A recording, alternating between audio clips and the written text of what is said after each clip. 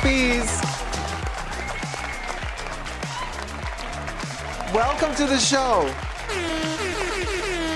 Welcome to the Fashion Bunker, everybody. Hello, Finley, Rosanna Navarro, Kate Moore, T-Pal, Alina Poe, Anya, Debbie, Kalu, Corinne Velasquez, Piotr, T-Pal again, I see you there. Who else is there? Audrey Jane, Mama AL, Jack's Bag Attack, Cinnamon Roll. We got, oh my God, hundreds of people in the house. This is insanity. Hello, everybody. Hi, Kev. Hi, Carrie. Hi, Evian. Hi, Marcus Anderson, Ophelia, XOXO, Nadine, Dorcia, Brenda, Logan Keel, Celeste G, Tamina, Brenda, Nectarine Man, Hello. Zacriaul. Yay, happy to finally make a live. Well, welcome to the live stream. Maria Almasani, Royal House, Catherine. And Short Order Cook 1, Emotion Engine, Admena, Hannah, Jackson Bald, Golden Doodle Love. Oh my gosh, so many peeps. Yes, we've been watching the madness on Rick Talk. Can't wait for your take on all of this, says Golden Doodle Love, right? We'll go. So hi, everybody. How's it going? Oh, look at me wearing my made in France Chanel brooch. And you know how France is spelled? France is spelled F-R-A-N-C-E.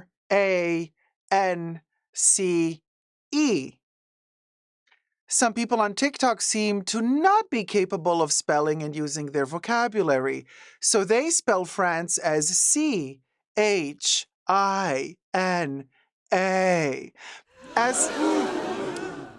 As Samantha Jones would say, mmm.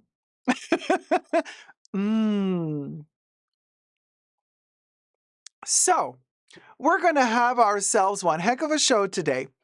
First and foremost, a little bit of housekeeping. Last live stream, actually one of the last videos that I posted, I got a comment. And I'm going to read it to you. You know, it's a little bit like, oh, my fans are writing. So one of my fans wrote me, on my Louis Vuitton factory exposed, they said it's the same quality video. Brian Stees says, what is with the broken brooch? Honey, that's not how you spell brooch. But okay, the upper left stone is missing. I wouldn't wear broken piece of jewelry, so trailer class, LOL.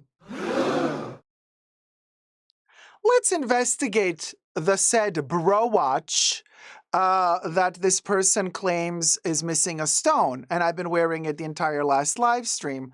Also, just for the record, you guys, I have nothing against trailer anything, whether it be trash or royalty, honey. I love a good trailer. So, but here we have my brooch from the 2017 Pret-a-Porter Chanel Space Collection. Let's check if any crystals are missing. You guys, can you see a stone missing? Let's, because if people call me out, I like to prove them wrong. Let's see. Where is the missing stone? Oh, from this brooch. Nothing. Let's look at the back. This is how it looks from the back.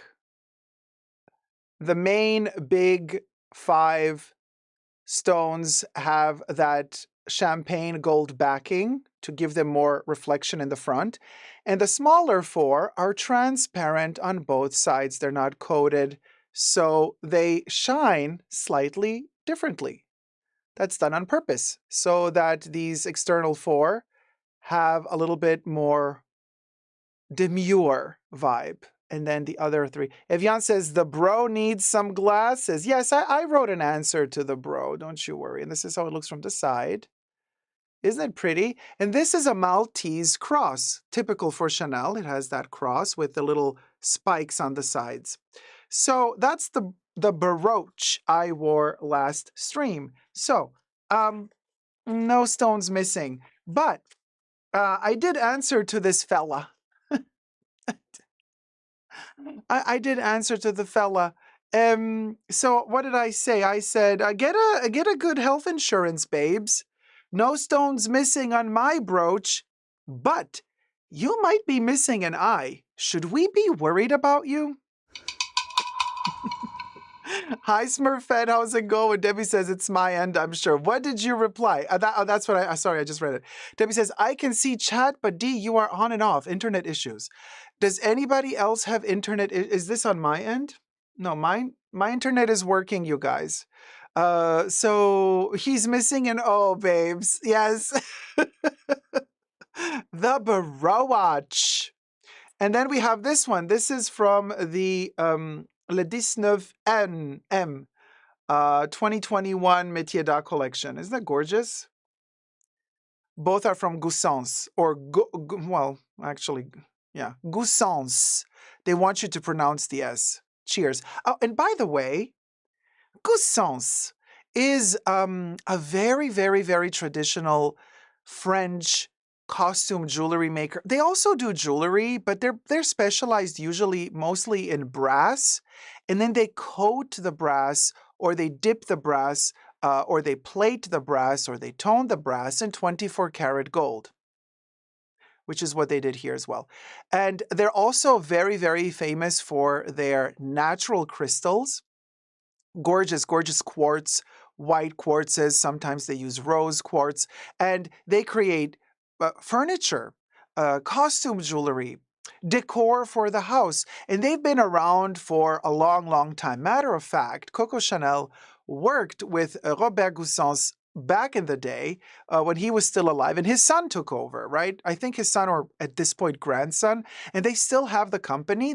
Goussens has become part of Chanel because Chanel incorporated Goussens into their métier d'art to preserve the heritage and the savoir-faire of a lot of these little tiny houses that were specialized in special things, like Le Marie does the feathers, and there's a special house for there's a special house for tweed, there's a special house for cashmere, there's a special house for shoes. Massaro does their shoes.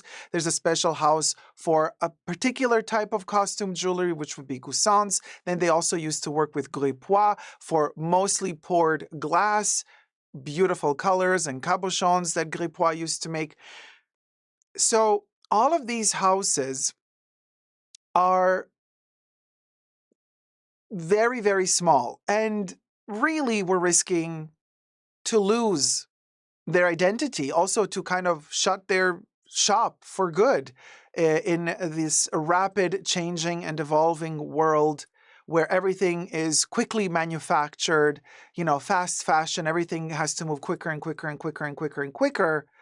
But Chanel then started,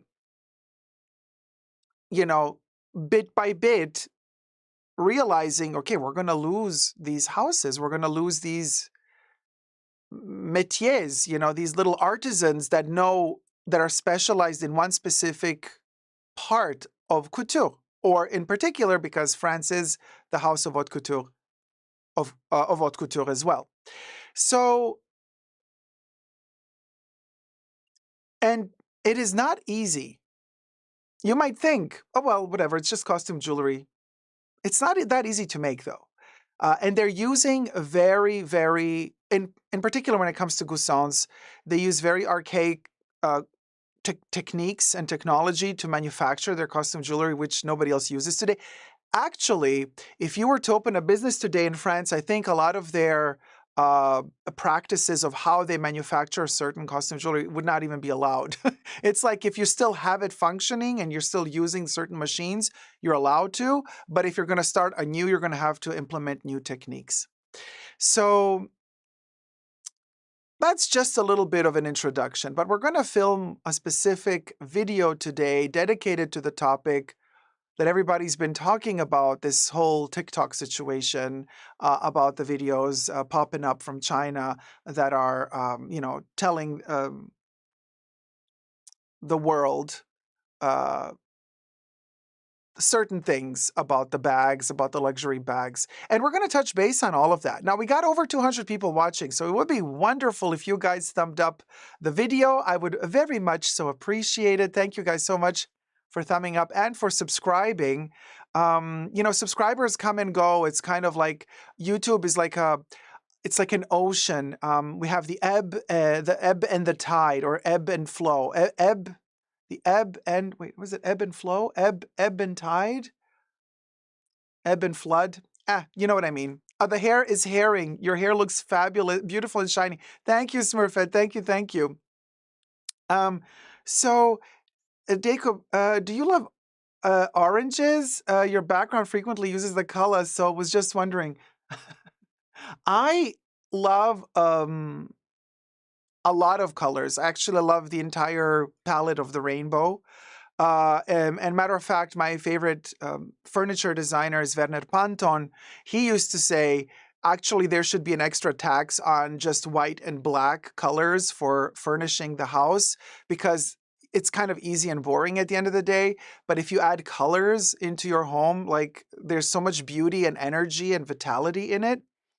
I particularly love these kind of blue, green, orange, gold hues because they're vibrant and energetic. So I also love a combination of pink and red. Oh my God, love pink and red. And I also love pink and orange in combination. I just think they're very beautiful colors. And in particular, this shade of orange, which not only is it the color of Hermès, yes, we know, but also because it's a very specific shade of orange from the 60s.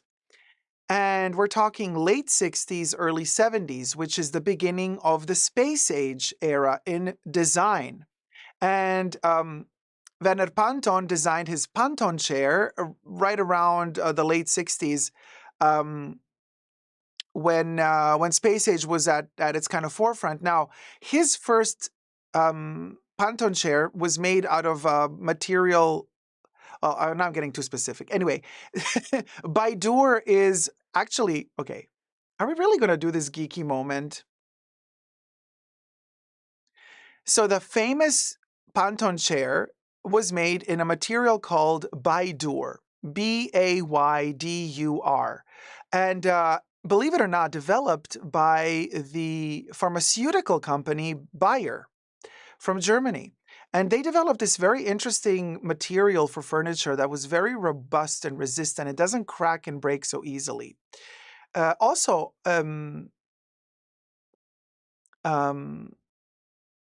but the first prototypes of the Panton chair were not made in Baidur. The first ones were made in in fiberglass, but that was very expensive to make and very toxic. So they found a better solution and they started making them in Baidur.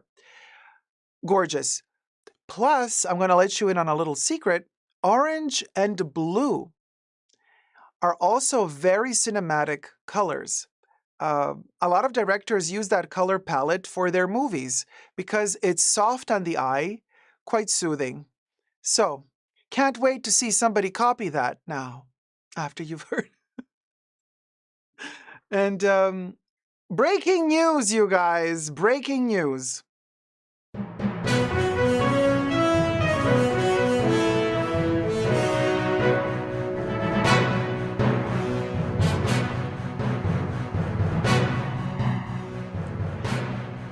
Jonathan Anderson, quelle surprise. Jonathan Anderson has just been confirmed as artistic director for or at Dior Men.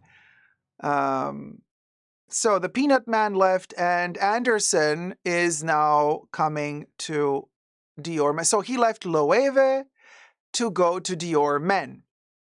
He basically stays in the same company because both Loewe and Dior belong to the LVMH company. Hi, Terry. How's it going? Teresa McGuire in the house, Monarch in the house, Letty in the house. How's it going, everybody? So, oh, yes, let's play the tips. Thank you so much, guys. Wait, I prepared them actually here. Thank you so much for the tips and the help because, oh, that's also something I want to touch base on quickly here before we get to our main topic that everybody wants to hear about, right? So if you wish to tip your host right over here, I still am having these legal issues with YouTube. A certain entity is trying to take my channel down, and I have hired a lawyer to work this situation through. I am still in the middle of a legal battle. I have more intel for you later in the after show, so thank you so much for supporting the channel. Just letting you know that all the tips you're sending in these live streams, whenever I mention the legal battle, that you know it's still going, which means that all of the tips you do send will go directly into the legal fund. Now, hear me out. And thank you so much for your love and support. It's really been very, very helpful. The lawyer is extremely expensive, but it is what it is.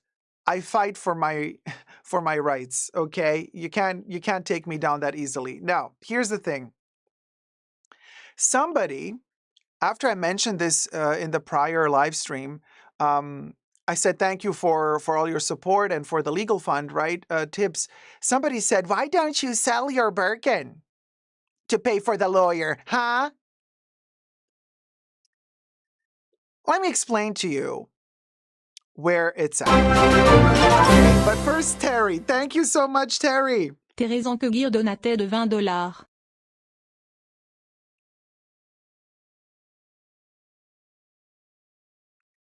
Just to be very transparent. Oh, and by the way, unlike other content creators on YouTube, I don't shy away from criticism and negative comments, I address them face on, directly. I address them and I debunk them. I'm not afraid of them. I don't have a YouTube channel where comments first land into held for review folder before they ever make it underneath the video. I don't have a YouTube channel where only positive comments are to be found underneath my videos, because I believe in the freedom of speech. So if you have something negative to say, by all means, but words have consequences. So don't expect to criticize and not get a response. Thank you, Terry. Thank you so much. We created a little coin for Terry. The first coin of the day. And at the end of the live stream, you guys, we're going to pull one coin out. And if your name is on it and you're still in the chats, you get to ask Mr. Predicto a question about the future. Thank you guys so much. So now, back to that comment about sell your Birkin for the legal fees. Okay. Here, is my stream cutting in and out? Debbie, is it okay now? Are we better now? Because some people say the stream is fine. Some people say it's cutting. Sherry Anderson. Hi, Sherry.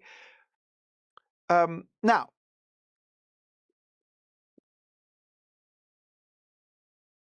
last stream, YouTube cut me off.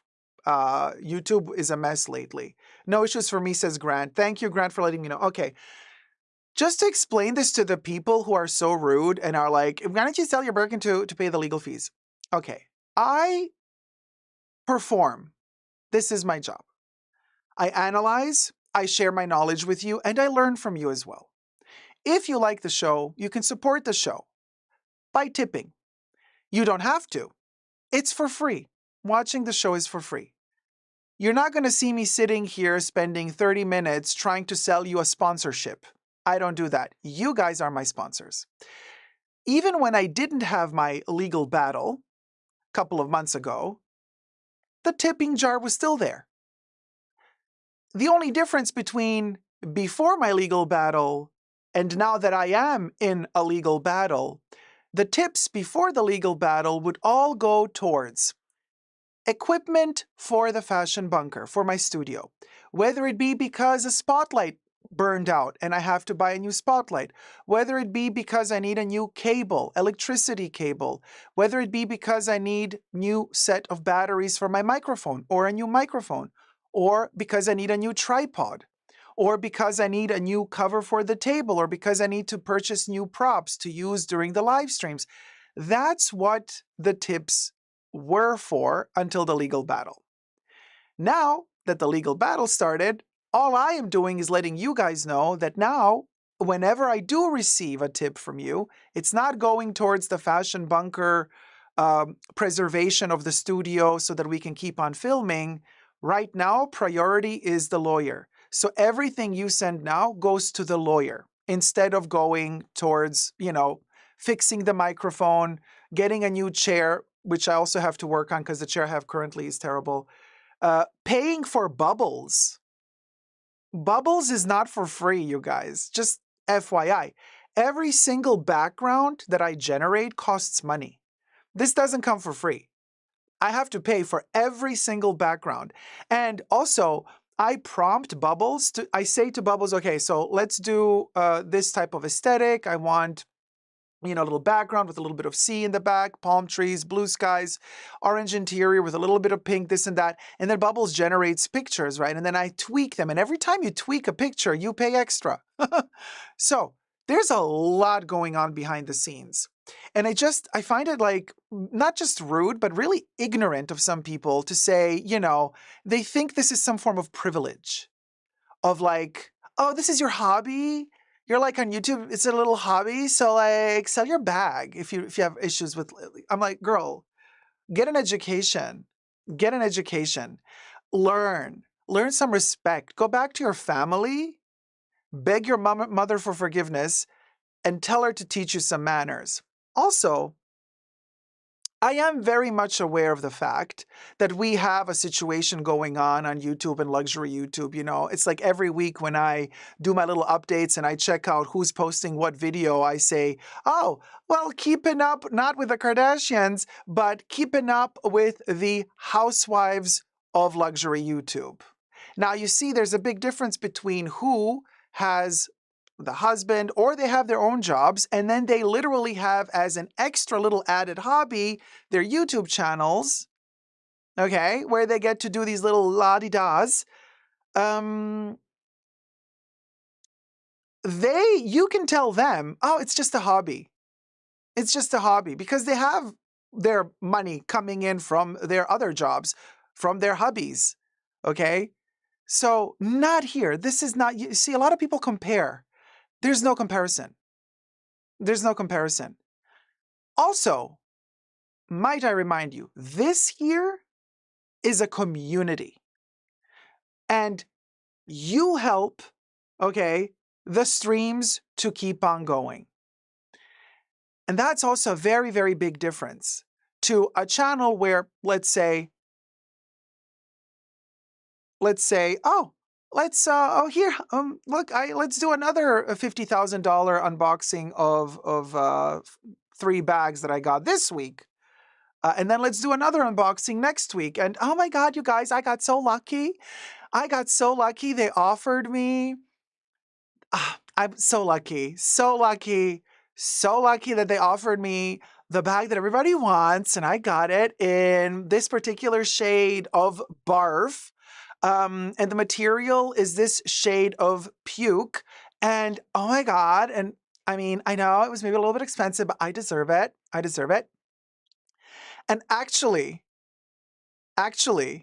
even worse, when they sit in front of the camera and are so out of touch with reality in the times we're living in, where we're struggling to make ends meet, when we don't know, tomorrow is not a given, and then they tell you, honey, I don't ask for the price. I go into the store. I like it. I said, you have that? You do, wrap it up. And then I walk and I sit into my little bougie car and I drive off into the sunset. I don't have to ask how much it costs. I'm like, and you really think that is something to talk about publicly like that to your viewers? Who do you think your viewers are?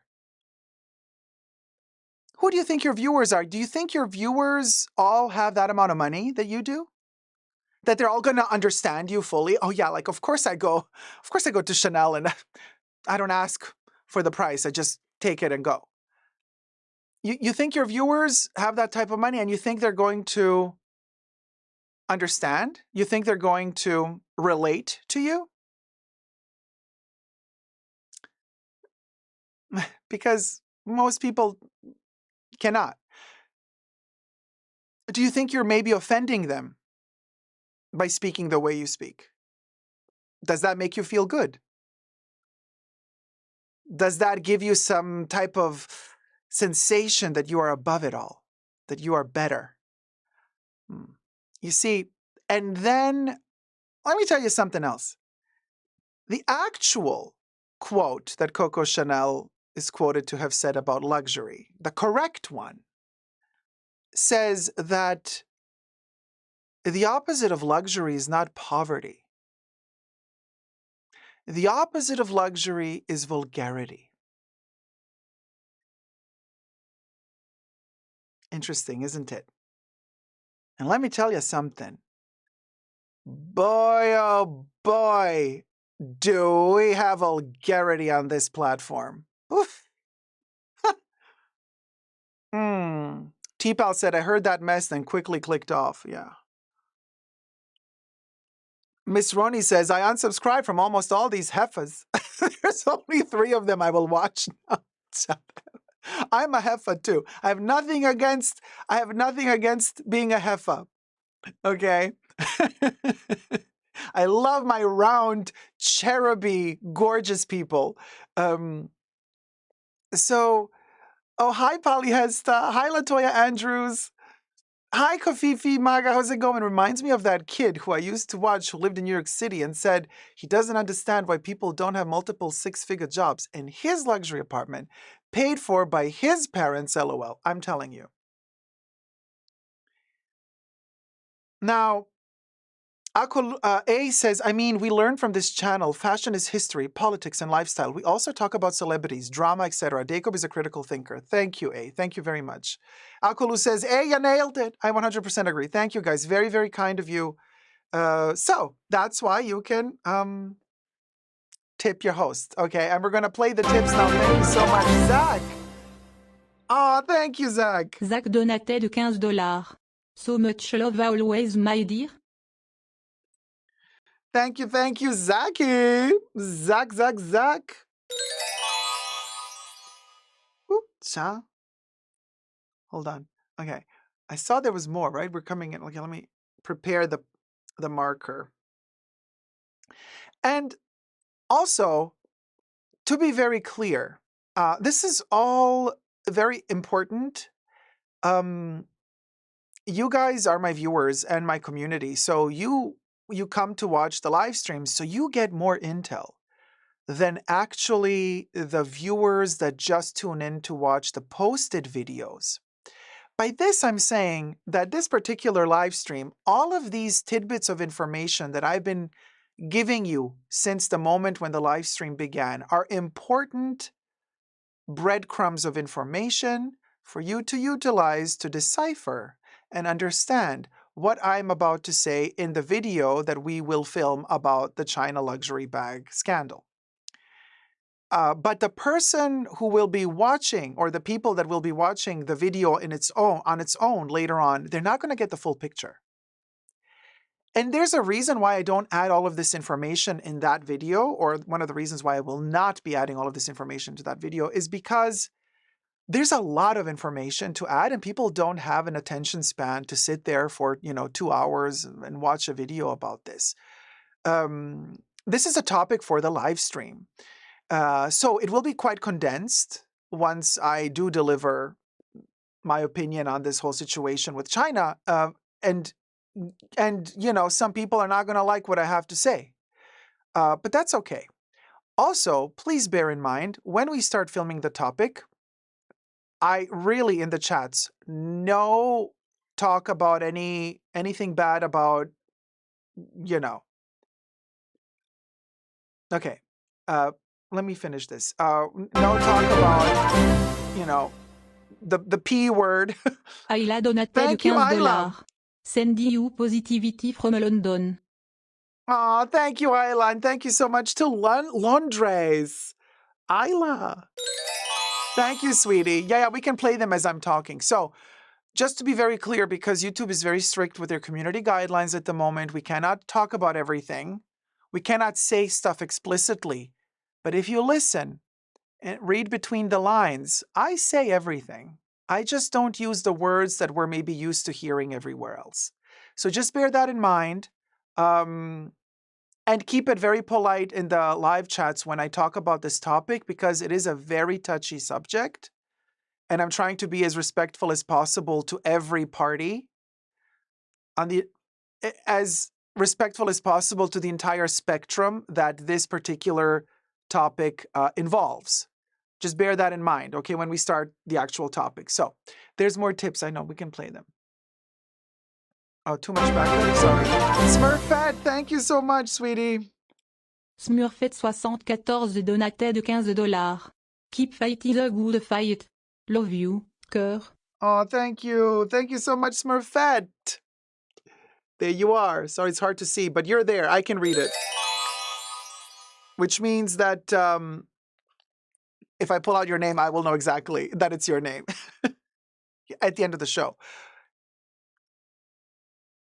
Bubbles is a little bit slow, I guess. But we'll just let Bubbles do her thing. So Bubbles can play all the tips. And I can add some more. We have some more coins here. So there's that. But I have watched. Oh, T-Pal, thank you, my love. Thank you so much. T-Pal donatait de $25. Thank you for your kindness and understanding. You are the bomb diggity. Oh, the bomb diggity. Thank you, T-Pal. Thank you so much. Thank you. Here you go, T-Pal. I have watched a ton of videos. Zach donated Is this the second $15. one from Zach? So much love. Always. Yes. Oh, thank you, Zach. Zach sent a second one. Oh, man. Very kind. Thank you. Thank you, Zach. Zachariah. Bam. And Zach says yes. So I have watched the videos, a lot of different opinions. People are saying a lot of things about this topic. So,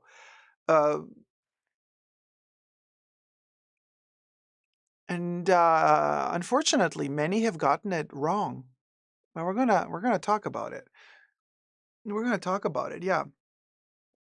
Victoria Bolton says, if a lot of the authentic items were not having quality issues of late, people may not be reacting the way they are about it now.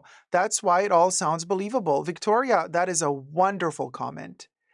And it makes a lot of sense. It makes a lot of sense. Katie, thank you so much. Kate-EF donated $25. Pour to the bunker. Thank you, KDF. There you are. Thank you so much, sweetie. Oh, Terry, thank you. Is this from Kenny? Thérèse Anqueguir donated $20. I'll write Terry again, just in case. It's from Kenny? Okay, thanks, Terry. I'm going to write Kenny. And speaking of, oh my gosh, super belated, but we're going to also do happy birthday to Kenny. I know it's been over a week now, but I wanted to last live stream say happy birthday to Kenny, but you guys were asleep. So we're going to do it now. Garcia donated $25. With love. From Chicago, Illinois. Oh, thank you so much, sweetie. Wait, how do I spell Jermaine? I'll just do Jermaine because it's a very long name. I don't know if it fits on the coin.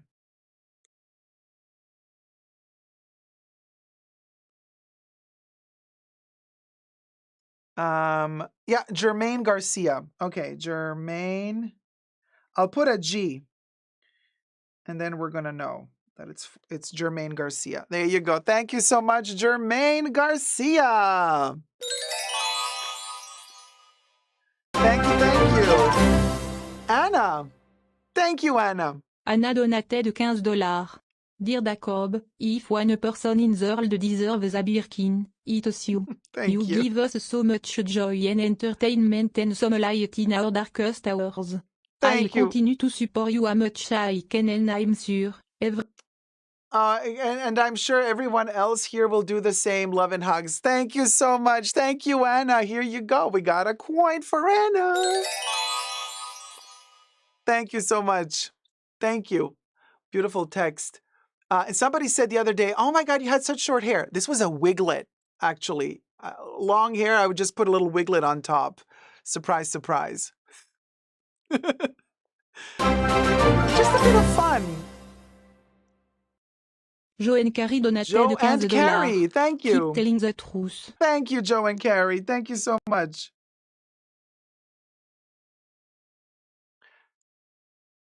Yeah, Carrie with a K. Okay, got it. Joe and Carrie, thank you. Thank you, guys. Thank you. Or is it one, Joanne Carrie, or Joe and Carrie? Dacob's mullet era, right, T-Pal? Don't we know it?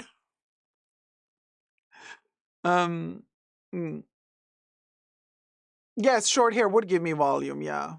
But I've had short hair with volume. I've had the volume. Been there, done that, you know. Who knows? You never know. Things are changing and evolving. Might be something else soon.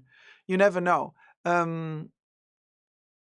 Yes, Kev, that must be the original inspiration for Visionie's wiglet. Oh my God, the merkin. Don't you remember? That was a vibe. That was her little stone, her query, whatever collection. That was funny. I still wish I got that one. I never did. Oh, Hannah, thank you. Anna donated $25.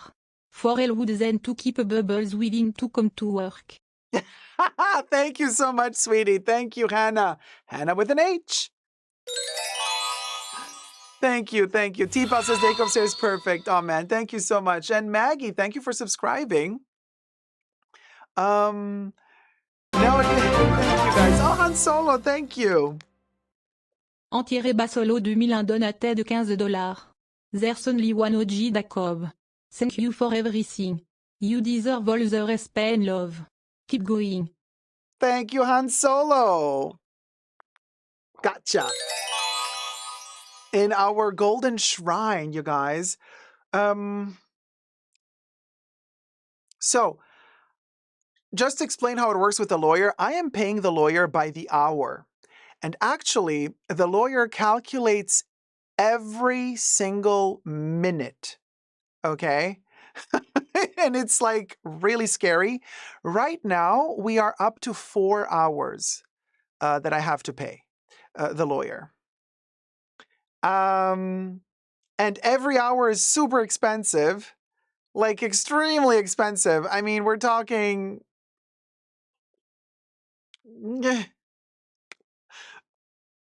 So it's like almost a bottle of Les Exclusives, okay? The 200 mil. So you do the math. I see the world in Chanel perfumes. I calculate everything through Chanel perfumes, you guys. For me, everything is like, okay, so wait, what's the price? 1 bottle of Les Exclusives 200 mil per hour? Ooh, I know.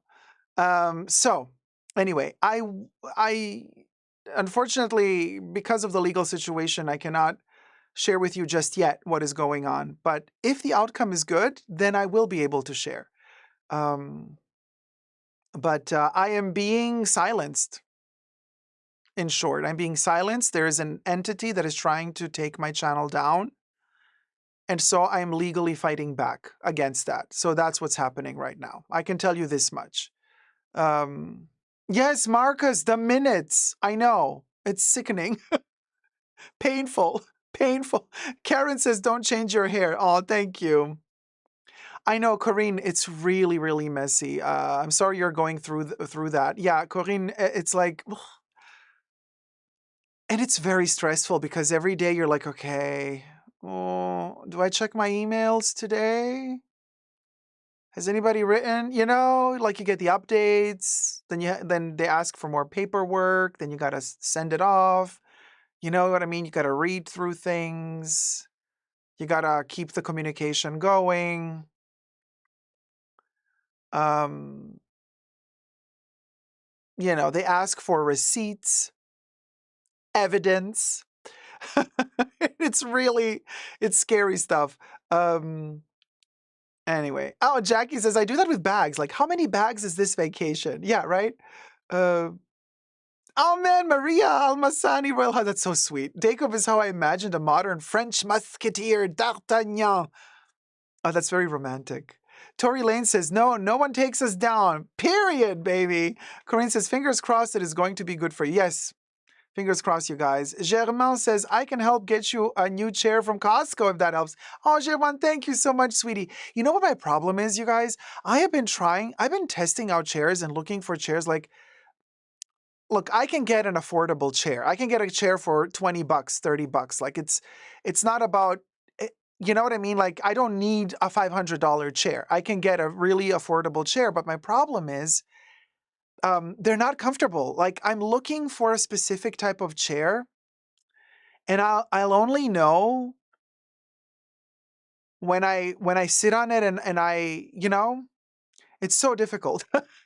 It's so difficult. I need a good chair, Marcus. I agree with you. I really do. But it's like I haven't found one yet. Kind of orthopedic, not Adida, but like, I don't know. Oh, there's over 400 people watching, 235 likes. Thumb up the live stream. Let's get to 400 likes, you guys. Hi, Artsy Hipster. It's been a while since I've watched your channel. Well, I'm glad you're back. You chose a very zesty topic. Oh, Kaylee Radney. I love a Herman Miller. You need a used Herman Miller. I got mine for $150. It's life-changing. It's so comfortable. I work 9 hours in it. Oh, man. Herman Miller has some wonderful designs. Wonderful, wonderful designs. Oh, thank you, Louie. Thank you. Lui donate de $5. Little some to the layer darling. Or caffeine whatever help babes. Thank you, sweetie. Thank you, Louis. Like I got your name. And thank you. Artex says Barry White, don't go changing the color of your hair. Ah, the song. Got it. Ergonomic chairs are really worth it if you sit around 8 hours or more a day. It helped get rid of my back pain. Yeah, and my headaches too. A lush armchair. You need a lush armchair like in those gentlemen's clubs. Oh, fabulous. Oh, wait, who quoted me and said, I won't know until I sit on it? Are we going to go ratchet even before we get to the serious topics, people? You're my people. Always mind in the gutter.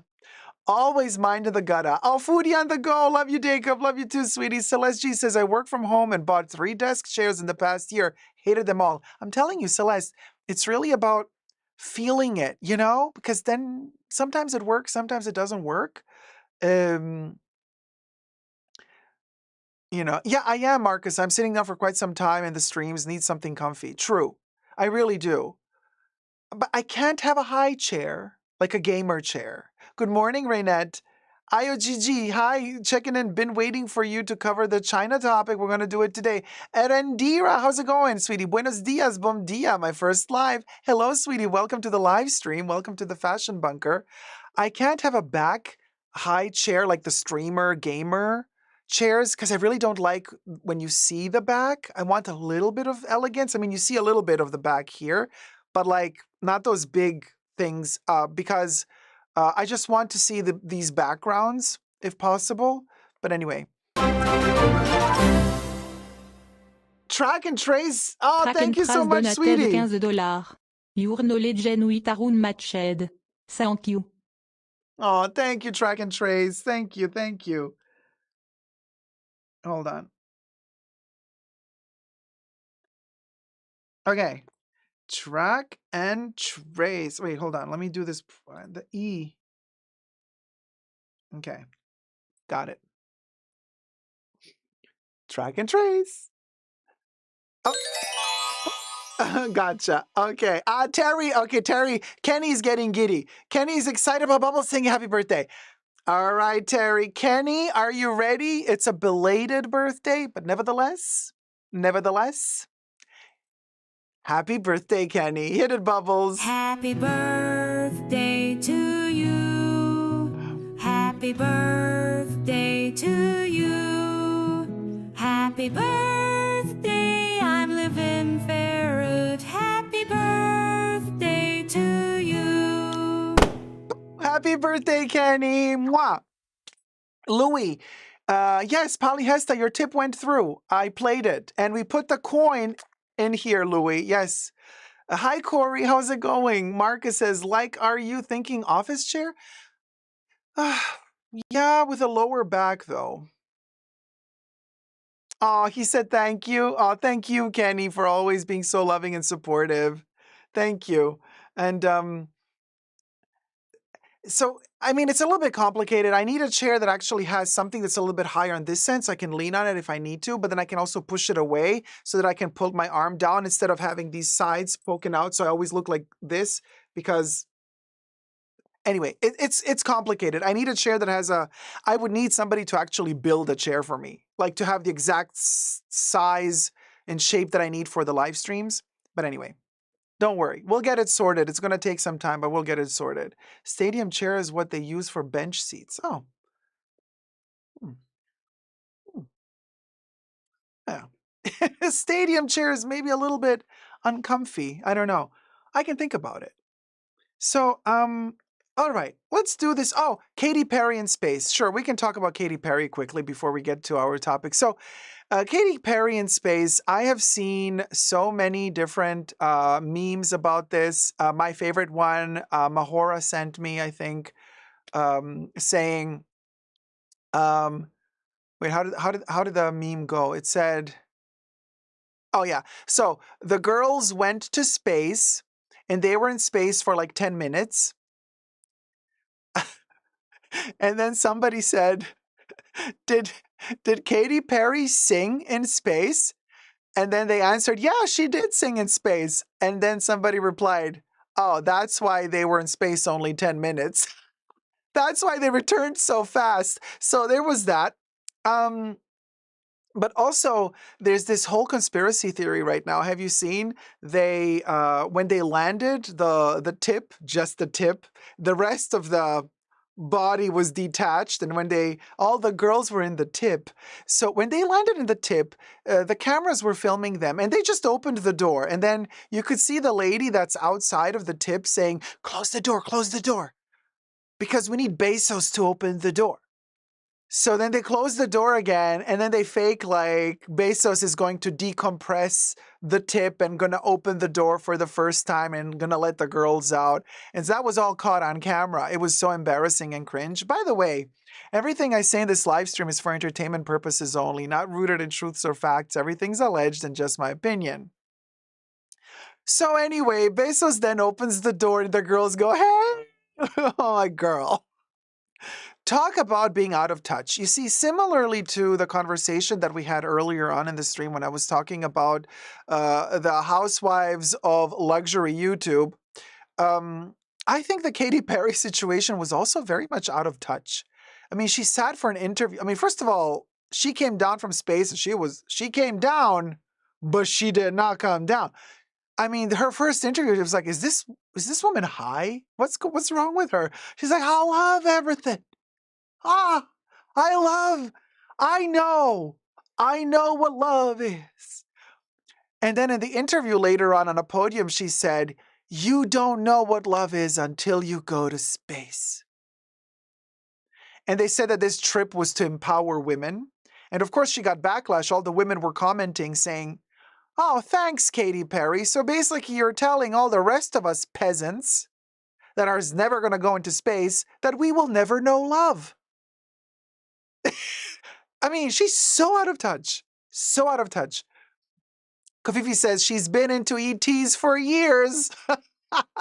Well, maybe she got lucky when she was there 10 minutes.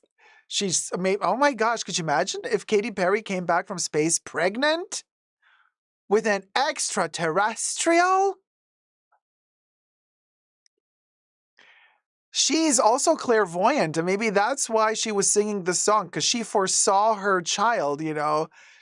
How's the song go? God, the eye of the tiger. That her kid is going to have tiger eyes. Anyway. Disgusting! Disgusting! Even an alien wouldn't touch that, says Smurfette. Anyway, Giuseppe Antonio. How's it going, sweetie? Good comment, Dacob. Thank you, Giuseppe. Thank you. So, yes, another comment. Kate Moore. Who's going to hate watch or just watch and just like that season 3? I saw just yesterday the official first trailer of season 3 of And Just Like That, which is the continuation of Sex and the City. Yeah. I was like, oh, I still hope to see Samantha. Look, we got her in the second season, even though, you know, for 10 seconds, but I was like, okay, yeah.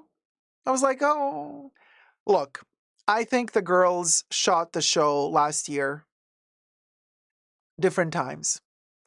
Who would have known the outcome of the world? So, in a way, you have to see it this way. And Just Like That season 3 was shot in 2024. So, the way I'm going to approach And Just Like That season 3, I'm just going to watch it and I'm going to try to imagine myself being in 2024. And then it works. And then I think it works. Like if you rewind your mind and your spirit and your soul to 2024 and then you watch that trailer, then you're like, oh yeah, okay. Okay, now it kind of works. But given where we're at right now, watching that trailer, you're like, oh, yeah. Oh, well, that didn't age well. You know what I mean? Like, they didn't even air the first episode and it already feels like it didn't age well. What are you going to do? You give a little, you take a little. You lose a little, you win a little. Yeah, Katie. Katie, I think that's the best thing to do. Let's pretend it's 2024 while we're watching it. Yeah, I think that's the way. That's the way. Oh, Maria. Yeah, for sure. Samantha is the show. Oh, always has been. I mean, we live for Samantha. Oh, bye, Latoya Andrews. Thank you so much for popping by. Have a great day at work. I hope you have a good day at work. So there's that, but I will be reviewing the show, nevertheless. So it's coming out, what did they say? End of May. I think end of May with the first episode on HBO. And then they're going to play an episode a week. And I think there's going to be 6 to 10 episodes. Oh, well. Yeah, Maria, I know. Maria says, I can't watch the Samantha-less rubbish and now it's out of touch like it was filmed 100 years ago. Here's the thing, though. I'm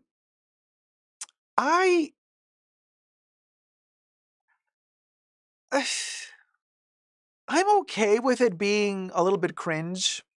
You know, I'm okay with that. I'm okay with that. Life is really tough at the moment. And I think watching a cringy episode of And Just Like That, you guys, don't forget that the ladies in Sex and the City, well, in Just Like That, now are older than the actresses from the Golden Girls were when they were shooting the Golden Girls sitcom in the 80s. Times have changed. Times have changed. Okay? They are older than the Golden Girls were. Like, put that into perspective. Put that into perspective. I know, I'm mind blown. Mind blown. Miss Roney, I like the show. I do too, Miss Roney. I like And Just Like That. I'm one of the, I think, rare channels that reviewed season 2 without bashing it. Everybody was bashing And Just Like That season 2. Everybody was talking how terrible it was. Every episode, they would review every episode and say it was worse than the episode before. I was like, no, it's okay. Yeah, sure, it could be better, but the nostalgia alone was worth it. Plus, we got Samantha for a couple of minutes. A says they should stop this show. They act like they've traveled in time or something. I don't like their approach to modern days. Our parents adapted. Well, why can't they? But A, to be perfectly honest with you, though, here's the thing. When Sex and the City came out in the late 90s, it was also out of touch. But it got very popular. And because it got very popular, people started adapting to the show.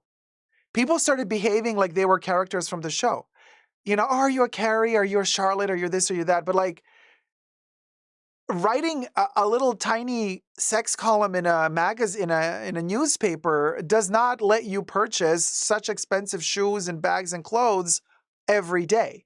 Like it was so out of touch. It wasn't real. It was a fairy tale. So already back in the late 90s and early 2000s, that show was whack. And it still is whack today. So in a way, they are very true to themselves. They're like showing a fairy tale. And I'm fine with that. I'm okay with that. I need a fairy tale. I need a fairy tale. You know what I mean? Yeah, sometimes giving things a miss, even if you can, is smart. Example, going down to see the Titanic. Like what happened last year. Yeah, that was a doozy. Shout out to their families. Or was it 2 years ago? I deserve compensation for watching season 2. Oh, Anya, was it that bad?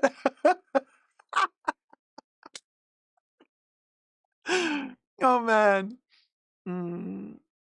Katie says, I was 18 when it first came out, and we all acted like we were one of them. But it was also so out of touch.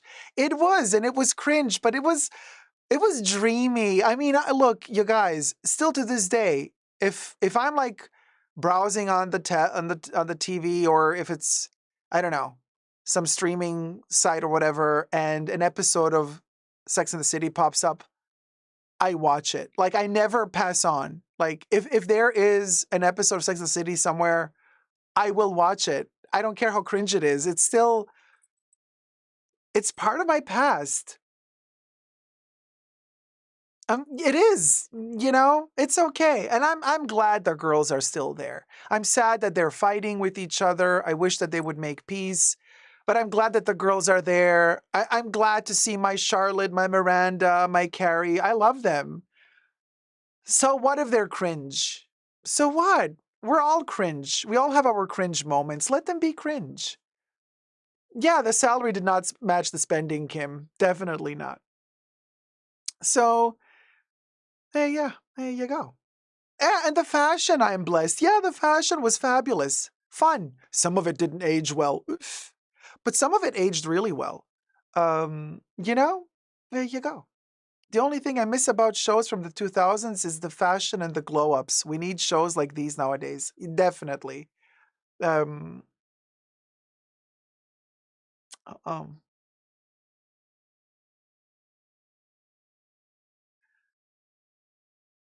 I just got an update from my lawyer.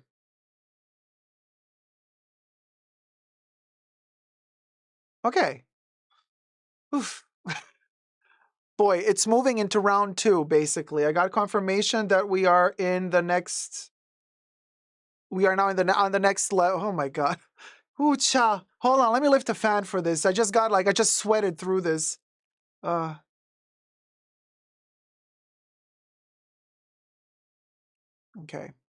We are waiting for the entity to reply. Yeah. Okay, now the ball is in the other ballpark, and now they have to reply. You guys, I'm telling you, this week has been bonkers, okay? And then the whole China situation happened. Let's talk about it. Let's talk about it. Let's do this. Now, let me retouch my makeup. Ooh, cha! I just got my adrenaline just like spiked after I read the news from the lawyer.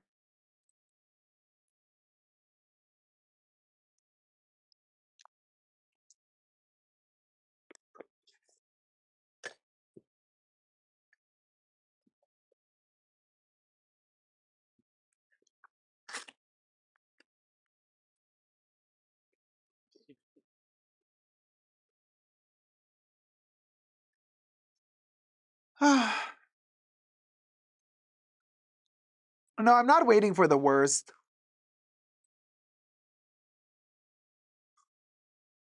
Oh, waiting is the worst. Okay.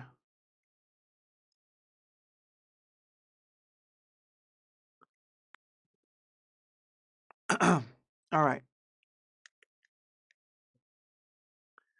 Whew. Okay, guys, are you ready? Please keep the chats friendly and no, if possible, no political comments. Please be respectful to everybody, no matter which party you belong to. Thank you. YouTube is very strict. We don't want to fall into more issues, into more legal issues. Stay on topic, yes, and also, certain things. Don't spell out the word tariffs in the chats either, please. Use a code for it, like something else. I don't know. Okay, now it's time for me to brush this hair. It's getting too knotted up. With my little Barbie brush, but that's what you get for when you're in the live streams. It's like the Muppet Show. We are filming everything live, so you get to see a little bit of the behind the scenes as well. Updates are happening as we film. That's what also makes it so exciting, because obviously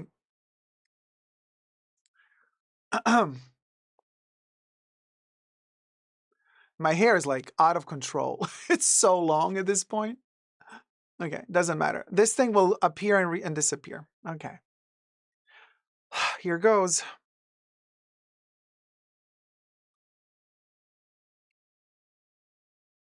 China and luxury. Do they go hand in hand? Or has China appropriated European luxury? And does it call it its own? Let's get to it. First, subscribe to my channel, thumb up the video. Let's get to 100K. And everything I say in this video is for entertainment purposes only, not rooted in truths or facts. Everything's alleged and just my opinion. So just a couple of days ago, a phenomenon started on TikTok, something very strange and bizarre. TikTok started getting flooded with videos from what appeared to be Chinese manufacturers of bags and other goods. These videos, some of them claim that they are selling bags that are just as good, if not better quality, than the luxury bags from Europe, whether they be Hermès, Chanel, Louis Vuitton, Dior, you name it, they claim they have it.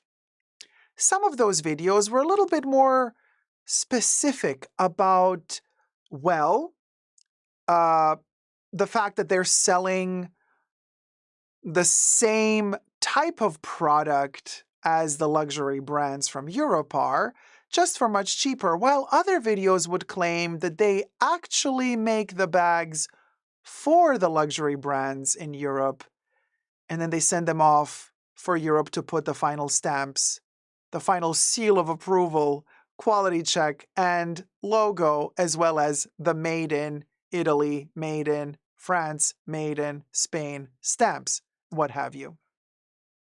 Everything I say in this video is for entertainment purposes only, not rooted in truths or facts. Everything is alleged and just my opinion. You see, it's not a coincidence that these videos from Chinese manufacturers are popping up right now. And this is a very delicate topic. A lot of people have jumped on this topic and have made videos on many different social media platforms, throwing in their opinions on these allegations. But it is a very delicate topic because it is not a coincidence that these Chinese manufacturers are dropping these videos now. So I'm going to delicately try to explain this without offending anyone. Okay, I have the utmost respect for the United States of America. I have the utmost respect for the European Union. I have the utmost respect also for hardworking Chinese citizens and all the other countries of the world as well. I love people, and I love when a person is honest, dignified, and works honestly. Just to be very clear. But we are in difficult times right now. There are hiccups in the road. Please read between the lines of what I'm saying, because certain things just cannot be said. Not on this platform, not today, not under these circumstances, not under these guidelines. But you are intelligent. If you're watching my channel, I know you are intelligent. I know you are. Because you know that we do not touch base on these topics lightheartedly. You know that if you come to my channel, you're going to get a much more in-depth analysis of a situation. So read between the lines. Learn critical thinking. So let's get into this. Given the political situation at the moment between certain countries, it has become much more difficult for certain companies to sell their products abroad.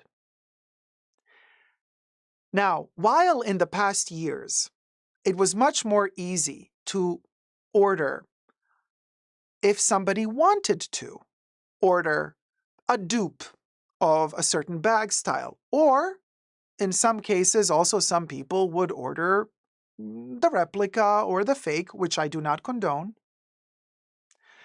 And they would get them in, for example, to the United States without any customs, if the bag would cost under a certain amount, under that de minimis rule of the $800. So stuff would come in from China and you could order your, fake baglets and everything's good. They could just come in and you wouldn't have any customs to pay, nothing. Well, now there's a problem, you see, because certain things have gone up 145%. So now all of a sudden we have a problem that in order for certain companies to still make profit, they have to find a way to market certain products to you, the consumer, in a way that will make it acceptable for you to pay this surcharge. At the same time, rumors started rising up through other videos that were also posted first on TikTok from some of these companies in China, stating that they are upset that Europe, the European Union, that used to order a lot of the raw materials and a lot of the prefabricated items that they would then assemble in Europe, that they would order a lot of those. They stopped doing that because they're trying to find other suppliers in other countries in order to avoid this whole tariff situation. But you see, Europe and China, they don't have that dilemma. China and America do. So already there, the story doesn't seem to really fit the narrative. All of a sudden, it's kind of like, well, hold on a minute, but there is no problem between Europe and China. Well, why would European companies all of a sudden stop asking Chinese suppliers to supply stuff for them? China and the EU, they don't have the issues that China and the US have. Okay? That was the first problem. Second problem. These bags, and by the way, I've been on YouTube with luxury content since over 10 years now. I have analyzed this to nausea. I'm actually sick and tired of reanalyzing it, but you can go check out my video that I posted, I kid you not, 10 years ago on my channel, back in 2015. That video is still online. That video is now again back in the algorithm and it's getting traction again. Can you believe? My video has been on for 10 years about our luxury brands made in China. That's my video. I'm going to post the link to my own video down below. Go check it out. 10 years old, that video. Now people from TikTok are discovering that video and coming and commenting on video like, oh my God, how did you know all this already 10 years ago? I'm like, girl, listen to me. I always mean well. I always want to share the truth with everybody and I always want to share everything I know with everyone. And yet, people don't like to hear the truth. People want to hear what they want to hear. Back in the day, 10 years ago when I posted my video, people laughed at me. People called me crazy. Now they're going to that video writing, oh my God, you were right all along. We digress. Here's the thing. This, in my opinion, allegedly, is a targeted marketing campaign to sell their dupes, replicas, fakes, to mostly American customers for a surcharge. Because they're going to have to pay more, more import now. The import fees are much higher now. So they made this whole narrative up to tell you, one of those videos even lists like, look, to make the bag for Hermes, it costs them this much for the leather. Then it costs them this much for the time to manufacture, this much for the machines, this much for the marketing. So the Birkin, they claim, costs them $1,000 to make, but they sell it to you for $20,000. That's what the video says, even though the bag is not $20,000 in the Togo leather in particular, but we digress. And then what do they tell you? They tell you, but look, why not go to the source? Us. Why don't you get it from us? We're going to sell it to you for that $1,000 price.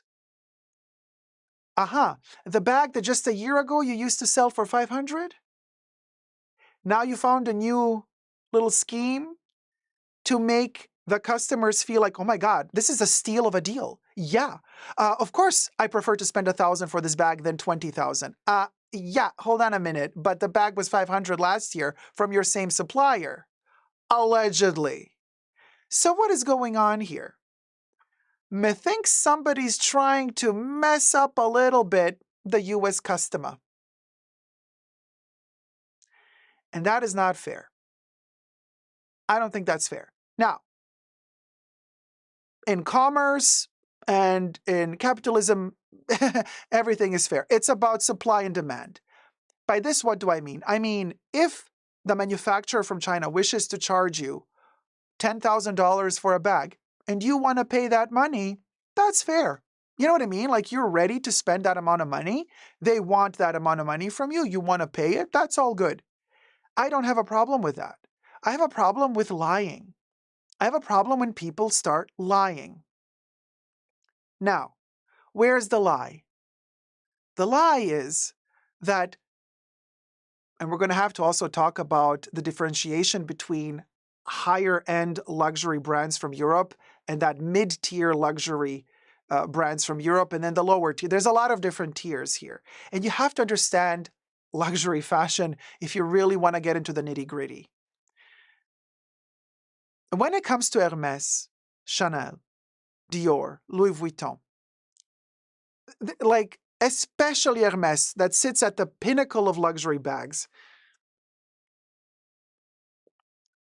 there's no way on earth that the original, authentic Hermès bag is made in China. It just isn't.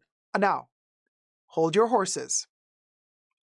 Just to be fair, China has the most wonderful history of art and artisans and technology. I mean, China is incredible. It is so advanced and really amazing, amazing products and amazing art still to this day comes out of China, for sure. No doubt about it, okay? No doubt about it. From the tiny, cute little things like Labubus, which are also from China, which I adore, okay? From the tiny Labubus to their technology, to their cars. Are you kidding me? China is, I mean, they are really, really, really avant-garde. Like, hands down, no shade to China and no shade to Chinese savoir-faire. Absolutely none. However, if you want a Birkin is a European product. It is a French product. It is a French product that the House of Hermès has put a lot of work, love, and dedication to create, to preserve, to maintain. They put a lot of pride in their work. They really do, you guys. They really do. Because Hermès sits at the pinnacle of luxury, fashion, and leather, they are so proud of their work that they're not going to lie to you.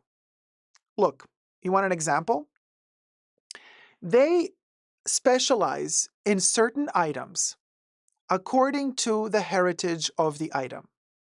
So this means for some of their costume jewelry, Hermès really loves to work with specific lacquers, specific woods, and also specific animal horns. There's a lot of their costume jewelry that is made out of these beautifully lacquered horns that are like kind of pendants hanging in many different ways. And the sales associates are very proud to share with you the intel that these items are manufactured in Asia. In countries in Asia that have thousands of years of expertise in working with bone, with horn, with lacquers, and with woods. And they tell you, we decided to manufacture these items in Asia because they're the best at making these items. So when you purchase certain horn items of costume jewelry by Hermès, you will see the stamp proudly placed there of the country of origin where it was manufactured. And they will say that it's made in Asia, in an Asian country. Very clearly. Bear that in mind. When they manufacture something in France, they will say it's made in France. If they manufacture something in Vietnam, they will say it's made in Vietnam, and they will tell you why it's made in Vietnam. Now, as we go down the ladder of these luxury brands, things start getting a little bit more iffy. Now, when it comes to Chanel, for example, they're also very transparent, believe it or not. Yes, they are. You're going to be like, what do you mean, Dacob? What do you mean? Well, for example, did you know that most of the Chanel sales associates' uniforms are made in China? Do you think they cut off the label? No, they leave the label in there. Yes, it's probably to cut costs, to produce the uniforms for their workers that are working in their boutiques. Most of those items are made in China. The classic Chanel uniform for the sales associates is made in China. Some pieces are not, some are. If they are, the label states very clearly made in China. They love making their cashmere in Scotland. Most of their cashmere sweaters are going to clearly state made in the United Kingdom. If an item that they sell to their customer is made in China, they will say it's made in China. Most of their freebies from the beauty boutique, like when you buy a perfume and then they give you a little pin, or when you buy a perfume and then they give you a little trinket, a little tiny bag charm, like a shape of a lipstick, very clearly it says, if it's made in China, it says it's made in China. But also things that you purchase. I actually have here a little item. Hold on. This is the cover of the Chanel Les Exclusives set of 5 little perfumes. And basically, you go into the beauty boutique and you get to choose 5 of these 19 fragrances. By the way, hashtag not sponsored. And you get to choose the 5 you want, and then they put them in a little coffret, in a little box for you. That would be this box. Now, the perfumes are really tiny and cute. They're this size, and you get to choose 5. And what does the packaging state? Very clearly on the box, right down here, read this. They're very transparent, you guys. It says product made in France, meaning the perfume is made in France. The outer packaging made in China. Now, why are they making their boxes in China? Because it's cheaper for them. But are they lying to you that the box is made in France when it's not? No, they're not. They're very transparent about that. However, I have come to notice that certain tweeds, certain fabrics that are particularly woven, that are particularly manufactured, have a certain quality that is very typical to the savoir-faire of Bangladesh or India. There, I do have my doubts. I do not have proof. I only have my doubts that, let's say they're very proud to say, look, the tweeds are made in our métier d'art ateliers in France. I'm like, yes, I believe you. For the prototypes and the samples that hit the runway, I believe you. But then you're manufacturing on a bigger scale for all the boutiques. You have over 300 or 400 Chanel boutiques in the world, and you got to make a lot of tweed for many different jackets.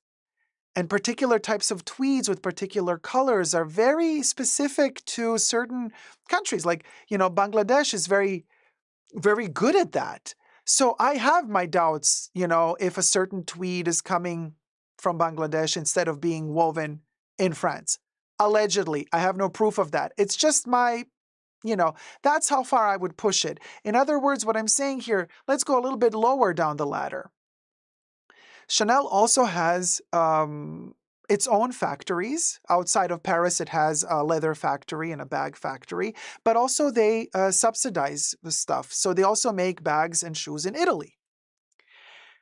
Now, this is a little bit more tricky because they don't own the factories in Italy, but they kind of they pay a company to do stuff for them. Now, Italy, we know, has beautiful savoir-faire as well. Wonderful in crafting leather, but Italy also, it has been known since decades now, has a very big problem when it comes to sweatshops. So a lot of the manufacturing that happens in Italy is hidden. It's it's in Firenze and around the entire territory of Firenze and in Milan.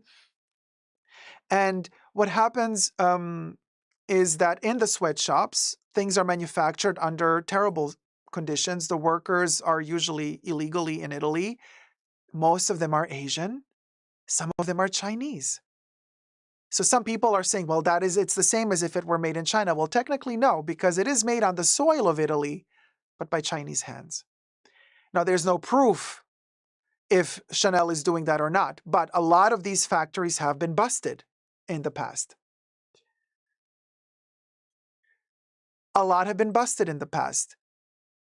And this is the situation that we've had last year, if you guys remember, the court case in Milan, Italy, having issues with Dior, LVMH, because somebody discovered that one of the type of bags, I think the book tote or another bag, was being sold to Dior by that third party that manufactured it for Dior in the sweatshops in Italy for $56 or $57, and then the bag was sold ultimately in the boutique for $2,600 or euro. So you see, but that's LVMH. Now we're getting a little bit lower on the scale. Then we can talk about Kering. We can talk about Gucci. We can talk about YSL.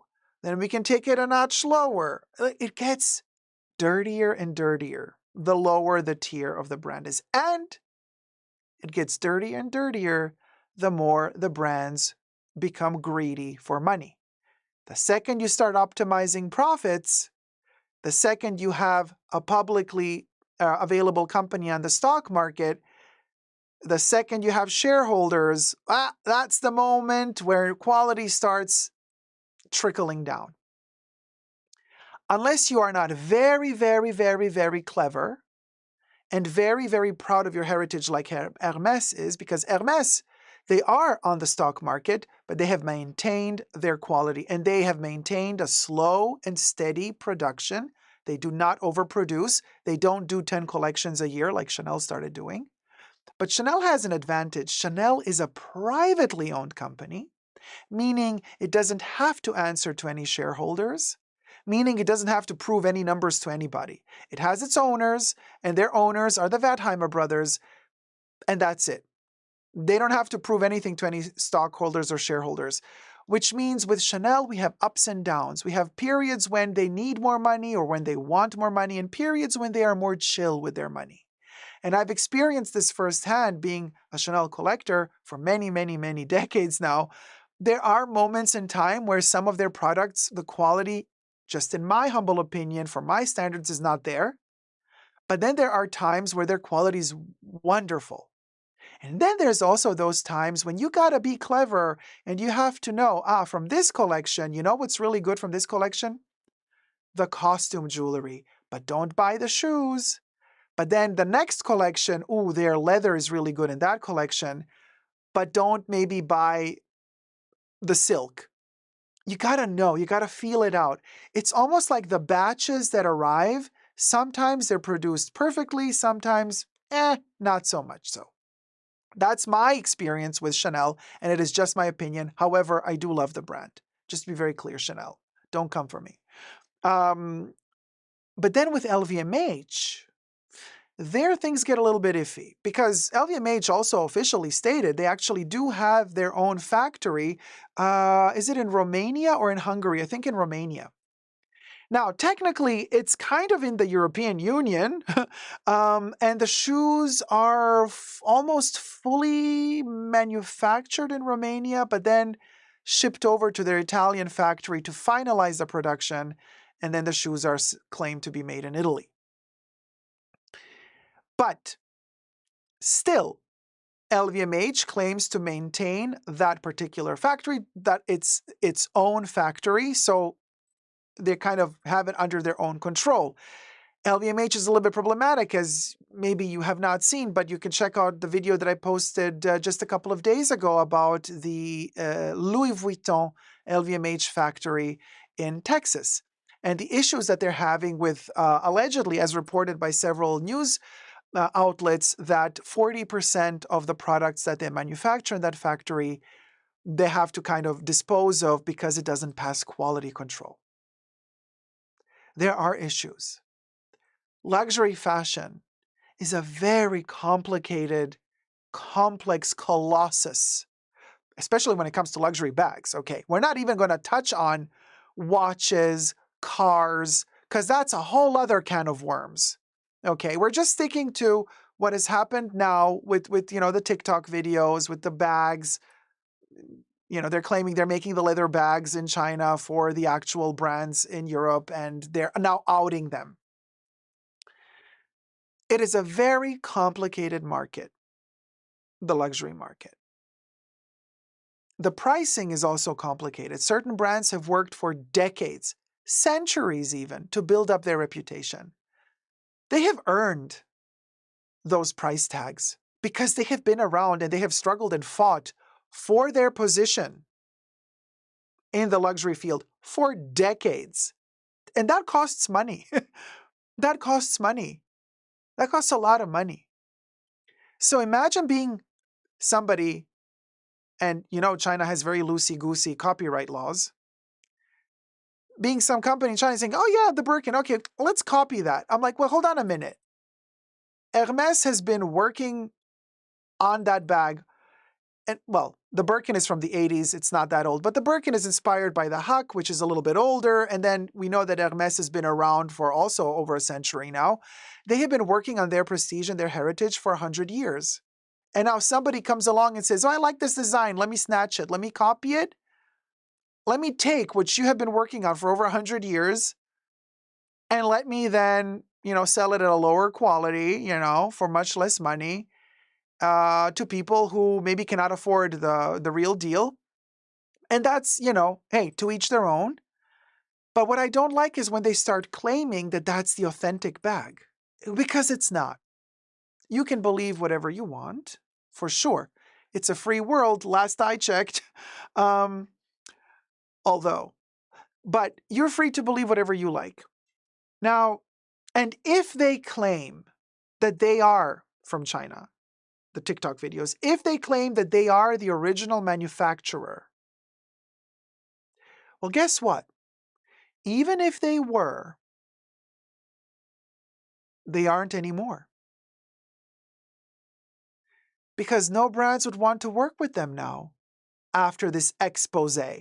Could you imagine making such claims? If they were true claims, if they were really true claims, you really think that any one of the European luxury brands would want to keep on working with them and get outed and get exposed even further? No.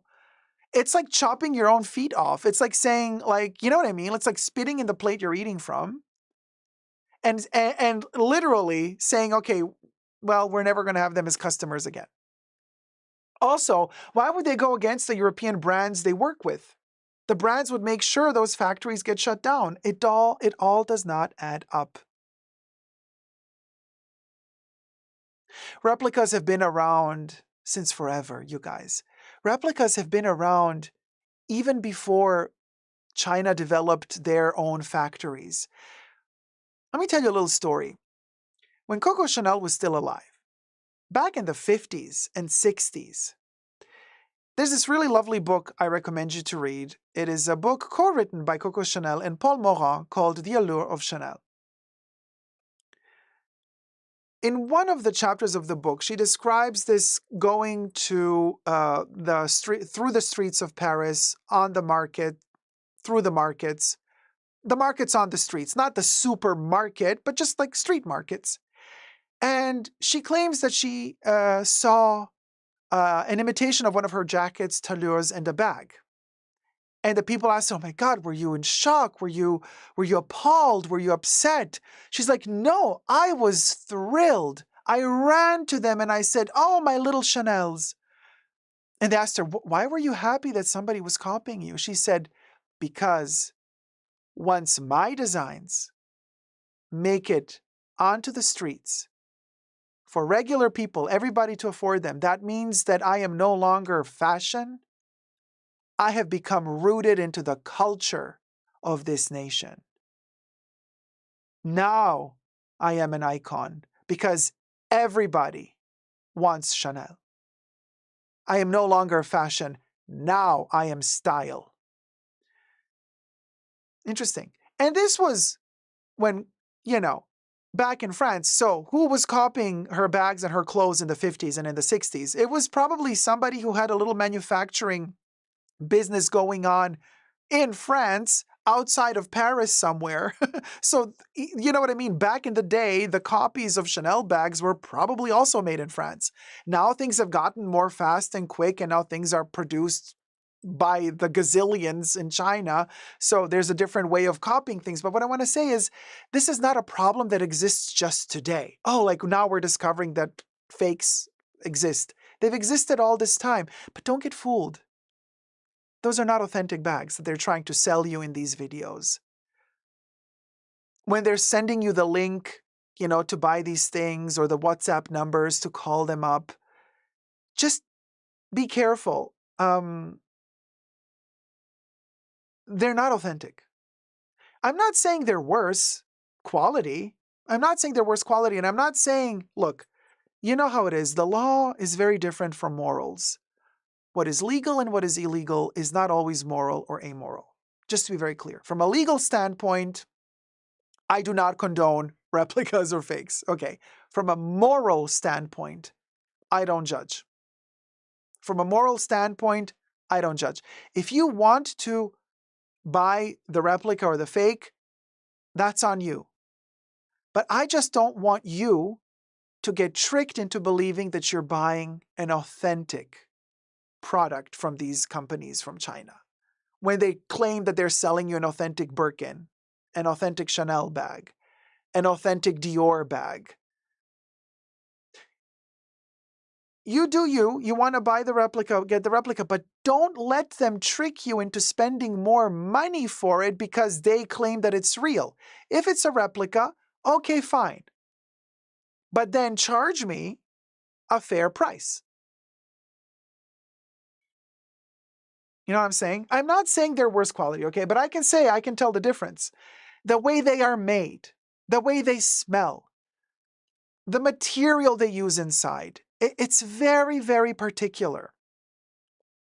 And in my video from 10 years ago, I already talk about that. From back in 2015, I tell you, there's a specific smell of the leather of an authentic luxury Chanel bag or Hermes bag. They just smell different. The leather is treated differently. The final touches are different. The subtleties are different. Now, also be very careful. And this breaks my heart because these companies know exactly who their target audience is. They know who their customers are. They know who was buying their products before the tariffs kicked in. They know. They know. They know. They have all their contacts. They have all their numbers.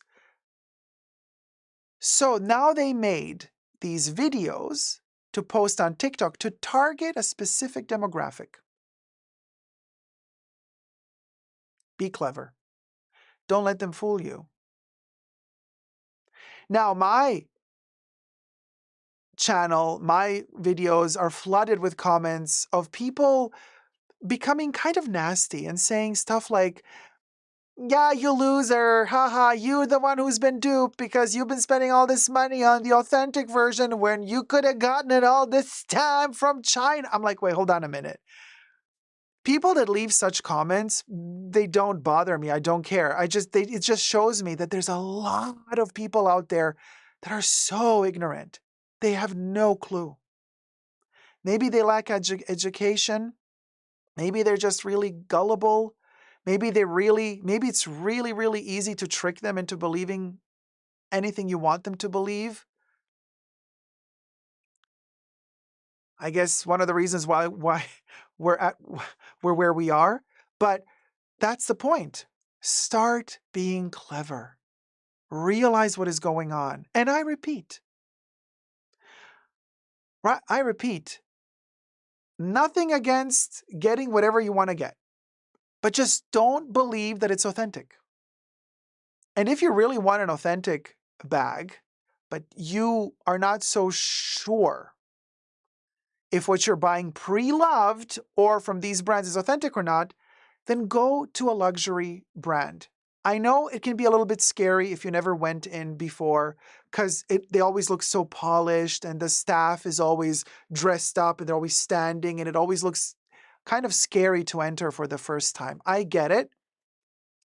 But if you overcome that hurdle of that fear and you actually do go in and then you ask, look, I'm looking to buy this specific bag. Can I see one before I decide to purchase it? You look at it, you feel it, you touch it, you smell it.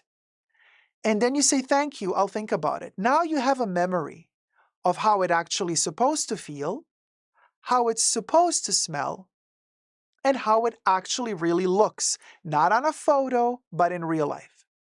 With these tactile experiences, olfactory experiences, visual experiences, you can go out of that store and then you can go and experiment and experience the other alternatives out there. The dupe, the replica, smell it, feel it, look at it,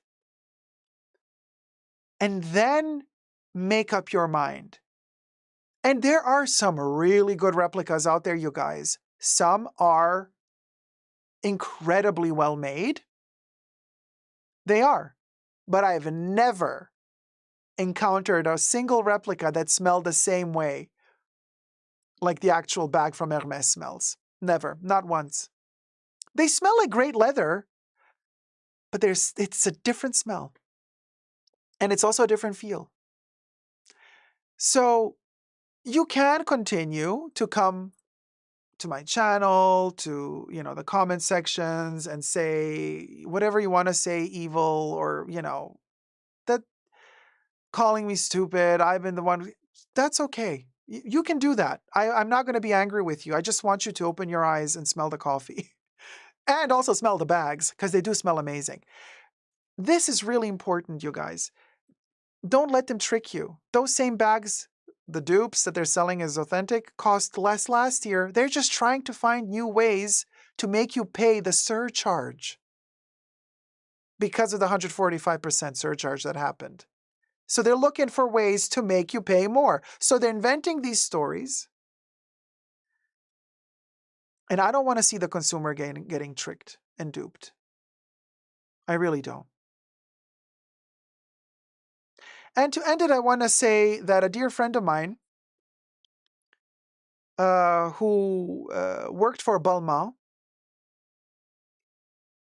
told me that for all of their intricate beaded items with all the beads, the crystals, and the pearls, allegedly, I have to say allegedly, all the fabrics get sent over from Bangladesh, from India. The prototype is made in France. The design is made in France. Then they send them the sample. And then in Bangladesh and in India, they manufacture the whole rolls of all of the fabric that they need with all of the beads and the pearls added. And then they ship it back to France, where things get assembled. And then it says made in France on the tag, allegedly. Thank you so much for watching. Let me know your thoughts down below. I hope I was clear and not offensive to anybody, because let's be very clear about this. This is not about the money. Coco Chanel said, luxury is not the opposite of poverty. Luxury is the opposite of vulgarity. So bear that in mind. Said by Coco Chanel herself. Love you loads. Never give up on love. Subscribe! So, thank you guys so much. Did this make any sense? Almost 500 people watching, 381 likes. Thumb up the video. We have more to talk about, you guys. Just because I finished filming this topic doesn't mean that the topic is actually over. This is just the video that I will be posting to my channel probably tomorrow. But our topic continues. Did what I said make any sense, you guys? Is there anything that we should also add? What do you guys think? Arendira says, thank you for such an informative live. Oh, thank you so much. Munyamu says, you nailed it. Thank you, guys. Thank you. Crystal clear, says Sue. Corinne says, yes, deep. You said it perfectly, says Alina. Thank you. Great info. Thank you, Terry. You explained it perfectly. Thank you.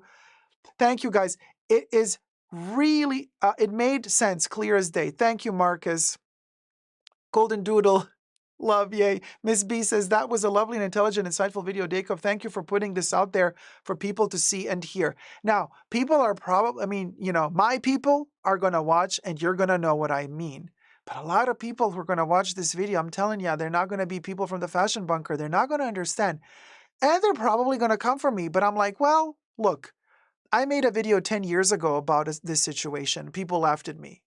And now look where we're at. So I'm thinking making this video now, people will laugh at me, but give them 10 years, they'll get to it, you know. Honestly, like, let's talk for a minute. Very Joan Rivers, can we talk? I cannot believe the videos that other Lux YouTubers put out about this topic. I cannot believe the amount of stupidity, the amount of ignorance. And look, this just shows you. Actually, this topic is a perfect example. This topic literally shows you who you should unfollow and who you should follow. Who you should unfollow and who you should follow. Seriously.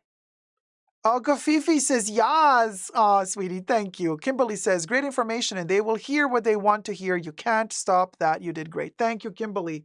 Honestly, it's important, right? Letty says, that was a masterclass. Brilliant, intelligent, and deep as always, Dacob. Thank you. Cinnamon Roll says, yes, I was so mad about these other videos, right? And Jenny says, absolutely made sense. Thanks, Dacob, for your knowledge. Very informative. Cecilia says, thank you, Dacob. You stated exactly what I suspected. Naked Eye says, Dacob, thank you. You care about us to inform us. I just want people to be informed. You can buy their products if that's what you want, but don't let them trick you into thinking that those are authentic. And especially don't let them mark up the price of those products because they claim they are authentic. Here I go. Jen says, oh my God, Dacob, some were cringe. Oh my God, were they ever? Miyako says, it actually shows that those other YouTubers are not the true luxury influencers. No, they're not. Are you kidding me?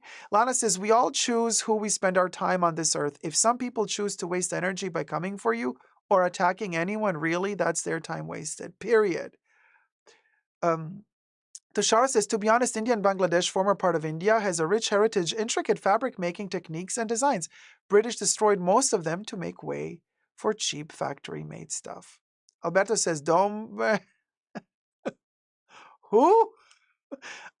Who? I didn't listen to them. What did they say? Miss Roni, there's a gazillion videos out there. Munyamu says, they just want to be the first to comment, period. And many people are gullible. Isla says, you are so incredibly intelligent. Oh man, thanks, Isla. Hannah says, some people sound too gleeful when talking about it, as if to point out, look at all the morons overpaying for stuff.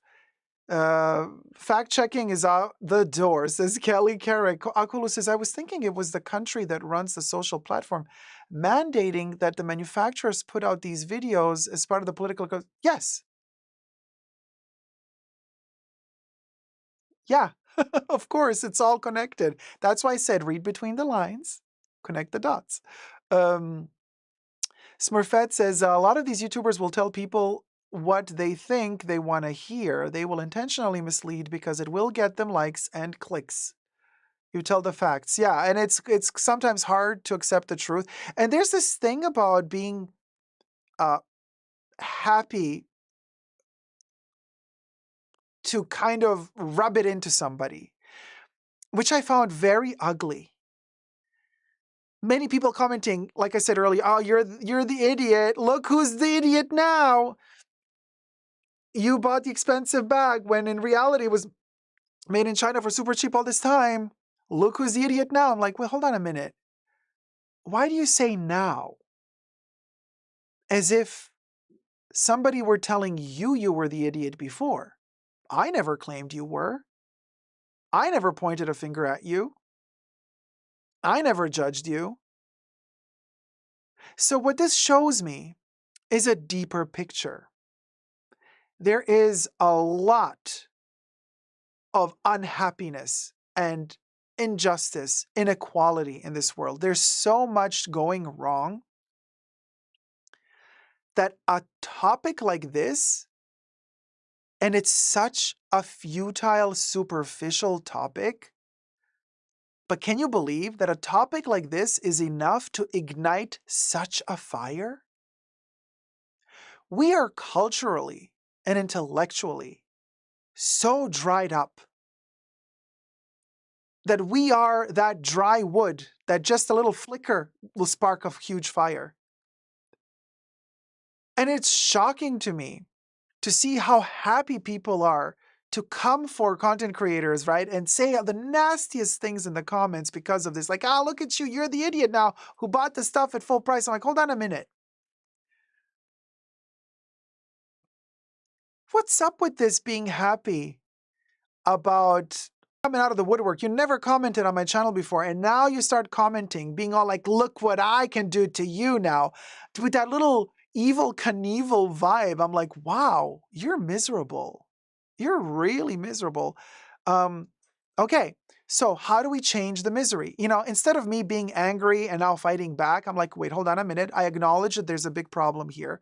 How do we make things better? How do we take the people out of the misery and give them some joy and happiness? I think education is the most important thing. Start educating. Because the smarter you are, people, the smarter you are, the less others can manipulate you, and the less others can trick you into believing things that are not true, and the less others can make you make terrible decisions that will ultimately lead you to harm yourself.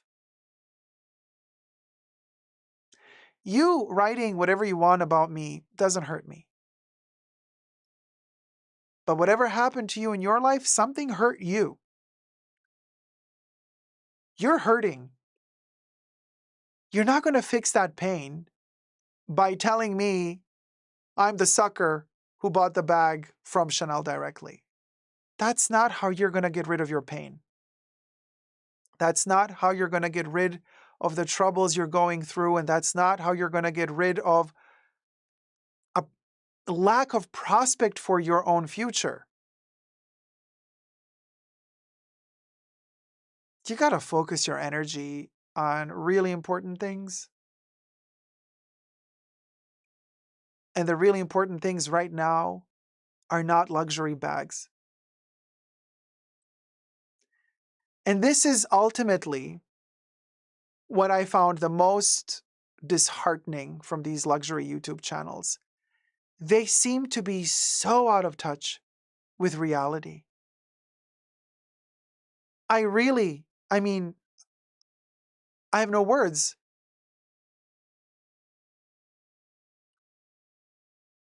You know, sitting there saying, I don't need to ask how much it costs. I just say, wrap it up. Do you know what year we're in? What situation we're in? You think you did something by saying that? I have no words. But you see, here's the true quote of Coco Chanel. You see, you claim that that's luxury. You're just saying, wrap it up. I don't need to know the price. Well, and you claim that's luxury. No, that's what Coco Chanel defines as vulgarity. Luxury is not the opposite of poverty. It's the opposite of vulgarity. And that, my dear, was vulgar. Very vulgar. Very vulgar. No luxury there.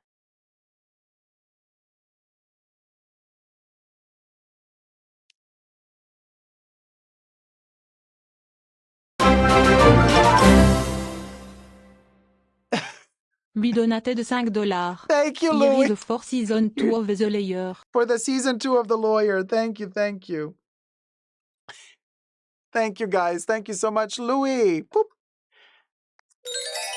And of course, maintaining this channel and keeping this channel alive, we also maintain and keep up a community so that we can share all the intel and information with each other, because it is very important.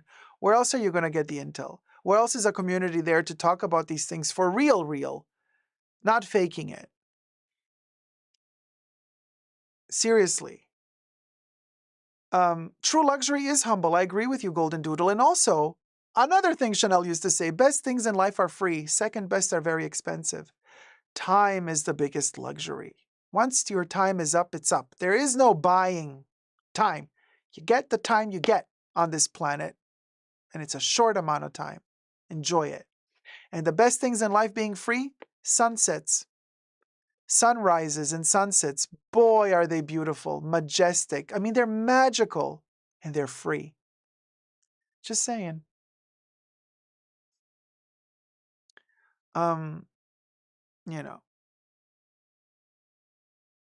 Mielter says, kind of past topic, but those from China literally say they buy the real thing and try to replicate as accurately as possible. Not that they're actual producers of the bags. Yeah. But then, like I said, it doesn't matter. Everybody buy whatever you like, guys. You know, you do you. You do you. But don't fall for certain narratives. Yeah, Clever Coco. Zeitgeist says, I really admire you, Dacob. Oh, Zeitgeist, thank you. Very kind of you. Christy Clark, dearest Dacob, I live in Utah. You are spot on about superfakes. I have never received a bag which I buy in China that smells like leather, always a faint chemical smell, but made very well. Made very well, but the smell gives it away, doesn't it? Yeah, true. The clouds are really beautiful, Patricia. I agree. Yeah. Oh my gosh, Rachel, the sight of the moon. Oh, isn't it beautiful? I love every facet of the moon, like when it's like crescent or when it's going down and the young moon and the full moon, really beautiful. And then from time to time, we get to see like a red moon. Let It Lucha says, and those who thought this was a aha, gotcha moment to real luxury buyers are revealing their jealousy and spite over the misery in their own lives. Truly underbelly of society showing. Dacob, I'm going to write this again. We should do proper research and write an academic journal to be published and peer-reviewed on this topic. Oh, thank you. It would take a while. And it's a miserable topic if you really think about it. It's a sad topic, you guys. It's not joyful to talk about it. It's not joyful to write about it. It's interesting. I see we got a ton of people watching, so it is definitely a topic that is interesting, but you know, there's better things to talk about. Akulu says, such a cancer, Dacob. Loving the moon, your ruling planet. I adore the moon. Oh my gosh. Love when full moon lights up the ground. Yes, Marcus. Also, to the touch and how it reflects light. The bags, you mean? Or the moon? Well, the sun reflecting off the moon, projecting onto water is also magical to me. It lights up the night. Oh, les mi person, but they don't smell like the real thing. They do not, you guys. They just don't smell the same. Yeah, buy whatever makes you happy. I'm not going to, look, I love my Labubu bag, okay? The Labubu bag was, what, $35, $39? I love my Labubu bag just as much as I love my Birkin. I love them. You know what I mean? Like, it's not about the money. It's about the bag. It's about the bag. This Labubu has a story too, okay? Give it another 10 or 15 years, and this Labubu is going to have a huge story and a wonderful history and a great heritage. I don't like when people are snobby, elitist. Like, I only buy stuff if it's above a certain budget. I'm like, what? Then you're buying it for all the wrong reasons, boo-boo. You're buying it for all the wrong reasons. If you're buying stuff only because, like, girl, if you're buying stuff only because it costs a lot, then we have a problem here. Then we got somebody who's facing major inferiority complexes, in my opinion. Just saying. Ah, too pretty, too pretty. Thank you so much, sweetie. $5. I'm always ready for the tea. Oh, thank you, thank you. Was it pretty or petty? I think pretty.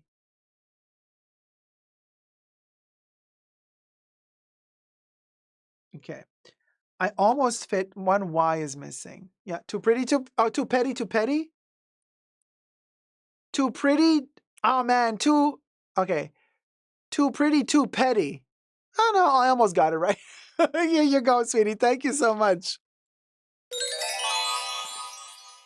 At the end of the stream, we're going to pull one out, and if your name is on it and you're in the chat, you get to ask Mr. Predicto a question about the future, believe it or not, so stay tuned. And also, today we're going to have an after show For Tier 2 members and Tier 2 patrons, today, after this main live stream ends, we're going to jump into the after show live stream where indeed we get to talk a little bit more openly about certain things that we cannot discuss here publicly on YouTube for guideline reasons.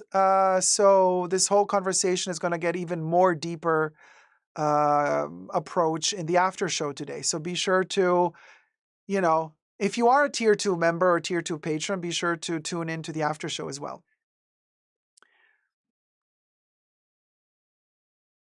Oh, Julian Sense, thank you so much. I always enjoy your opinions and take on topics. Signed a fan. Oh, man, thank you so much. Thank you.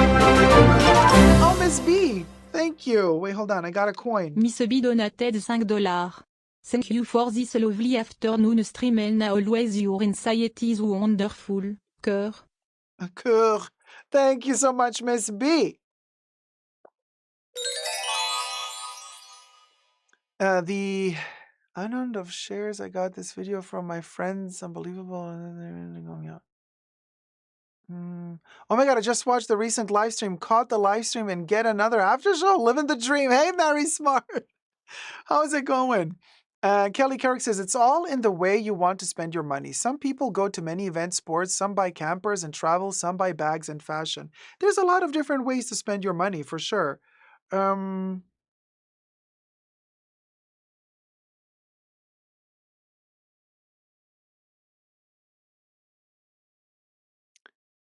I have a, oh, Polly Hesta says, my most used bag this year is a bag I got on Amazon for $10 that looks like a collab with a trash bag. Chanel and Adidas. Smells fishy though, but hey, that makes people go away. It works. So they don't want to snatch it. They don't want to, you're like not at risk that somebody's going to want to steal something from the bag. I mean, that's a way to protect your stuff. No thieves, no thieves. TRR donated $20. Bunker Defense Fund, Défense the Bunker, épée. Thank you so much, TRR. Thank you. Very kind of you. Thank you, thank you. Bloop. Oh my God, I see. Dacob Sebigetou donated $50. Thank you. Woke me up from my slumber. Are we ready for summer? May need some lotion. Oh my God, the big toe, you guys. Thank you, Dacob's big toe. Dacob's big toe. This is all going into the legal fund. Thank you guys so much for your support. Kimberly Kindman, thank you for becoming a Tier 2 member. You guys, you know,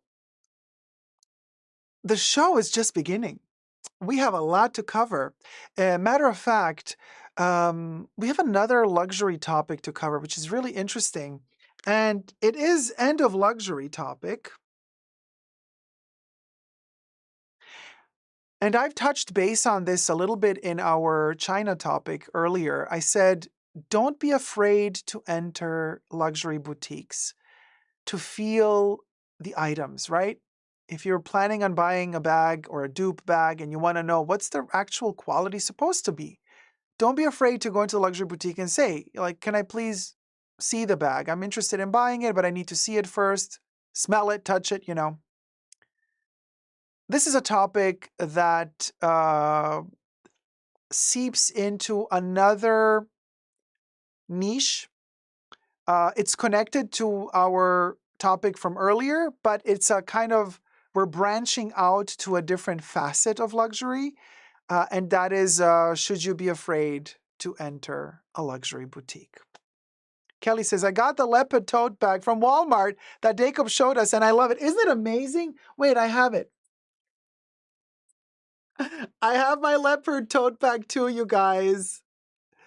This is another Hermes dupe, by the way, because Hermes has a similar bag on their website, but this obviously doesn't have a logo on it or nothing. It's very Walmart. But isn't this gorgeous? It's a little net. So it's kind of a little bit, you see, you can see it's a web. It's like you can see through it. I love this little bag. What was it, $5? I think it was $5 or $6. Love it to bits. Of course, KXO, I have the big number 5 red bottle. Yes. All right, so let's do this other topic.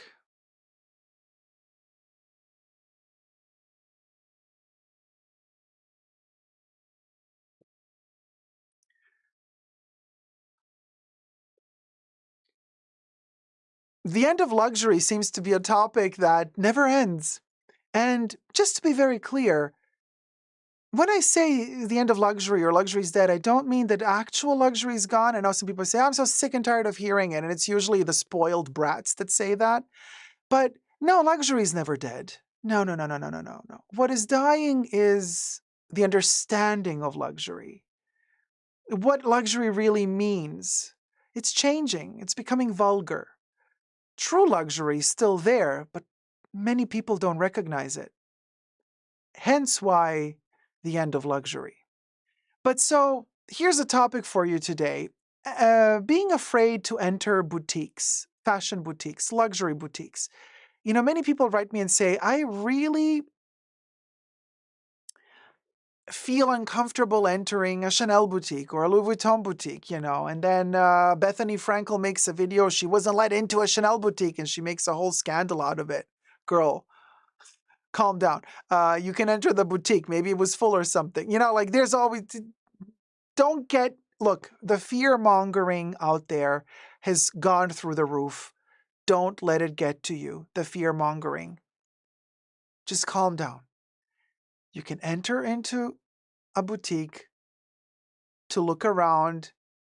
Of course, if you're a little bit worried because you've never been to a luxury boutique, maybe it's good to check online first, the items that they sell. Learn just a little bit about the brand, like the name of the product that you would like to see. You know, when you come in and you talk to a sales associate and you already tell them the product that you would like to see, so they get an understanding that you know a little bit what you're talking about. So you build that rapport immediately. And then they feel like, okay, you're not just coming in and you have no clue about what you want, because then you confuse the sales associate, because the sales associate then is also like, well, how can I help you if I don't know in which direction you would like to go? But this video is about a TikTok video that went viral. And it's a situation shared by a TikTok account called #777. And I will be posting in the description box down below the link to the TikTok channel. So be sure to go, if you are on TikTok, and follow this account. And it's a very interesting topic about something that happened in a Ralph Lauren boutique in, where was it? In East Hampton. And it was very confusing to many people. So there's this lady that studies fashion. And basically oh, and by the way, everything I say in this video is for entertainment purposes only, not rooted in truths or facts. Everything's alleged and just my opinion. Thumb up the video, subscribe. Let's get to 100K. Thank you so much for your love and support.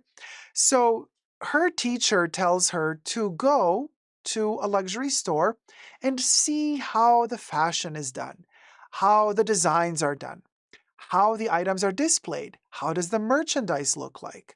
The merchandising. How does the merchandising look like? Like the display of the shop. Touch the garments, touch the items, feel the texture, feel the heft, smell them, try them on, see how tailoring works. And this is really important, especially for students of fashion, you would think. Except, well, this lady went to the East Hampton Ralph Lauren boutique and got a weird surprise. I got a couple of screenshots, credit courtesy of #777 TikTok account. And here we have the first image. Okay, this is what got... So she was walking around and also taking pictures and, you know, filming because she had to do research for her studies. This sales associate, very rude and probably also scared. So the sales associate was in her 40s, 50s, I want to say, allegedly. The student was in her 20s, I presume. So she was maybe scared that these young people in this, you know, bougie looking Ralph Lauren boutique, oh, they're going to come in and they're going to want to steal something. That's what I think went down here. But nevertheless, she got all confused and said, "Are you purchasing to shop? Because if you're not, you can't try stuff on." Because the lady filming said, can I try some things on?" And then she said, "Well, are you purchasing to shop? Then you can try them on. Otherwise, no." So what got a lot of people confused and what helped get this video to go viral was the fact that the sales associate said, "Are you purchasing to shop?" Nobody understands what this means. People think that she confused, that she swapped the two, that she was supposed to say, "Are you shopping to purchase?"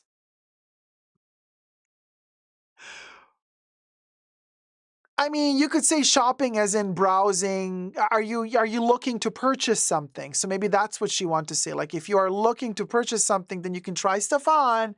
Otherwise, no.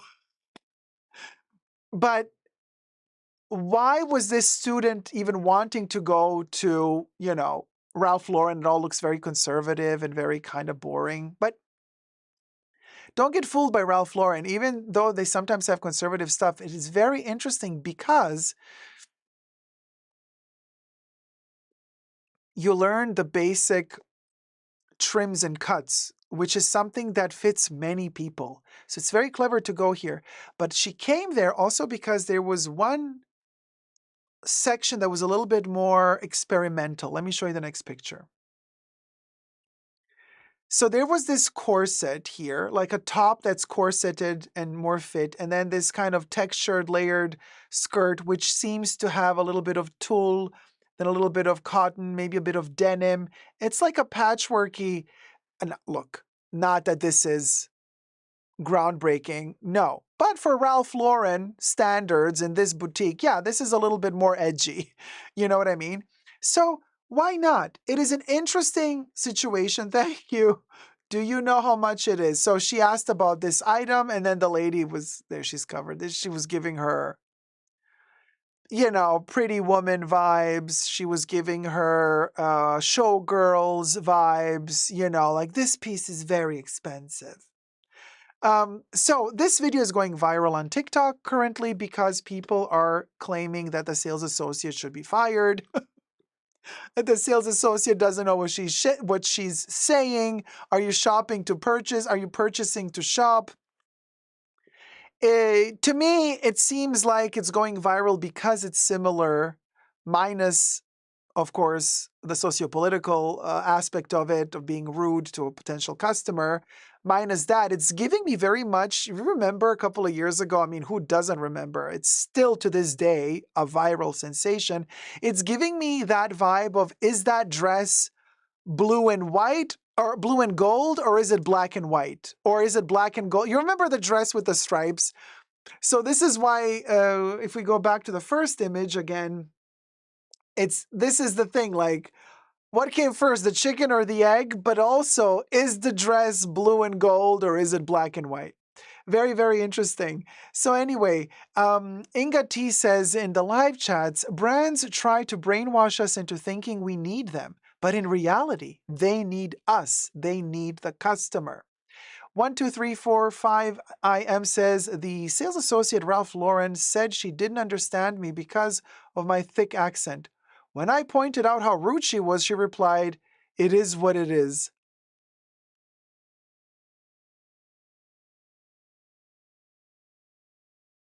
Oh my God. I mean, do you which country was this in? Oh my God. Really? The sales associate, it is what it is, honey. I don't understand. Wow. The shade, says Positive Fruity. We'll go.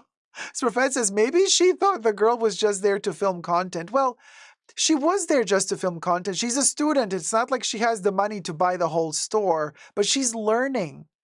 Now, I would have personally been a little bit more outgoing if I were that student, but everybody's different. Some people are more shy, although I would not be filming in the store, especially a bougie store like this. I would feel very uncomfortable filming. So I presume that this student was not that shy if she just pulled out the camera and filmed, because I would not do that. Not without asking permission first, but that's just me. But also, I would be more outgoing in terms of talking to the sales associate, and I would tell her if she would come to me and be like, "Hey, what are you doing here?" I would be like, "Look, I'm a fashion student. Our teacher gave us an assignment to understand textiles and how things work.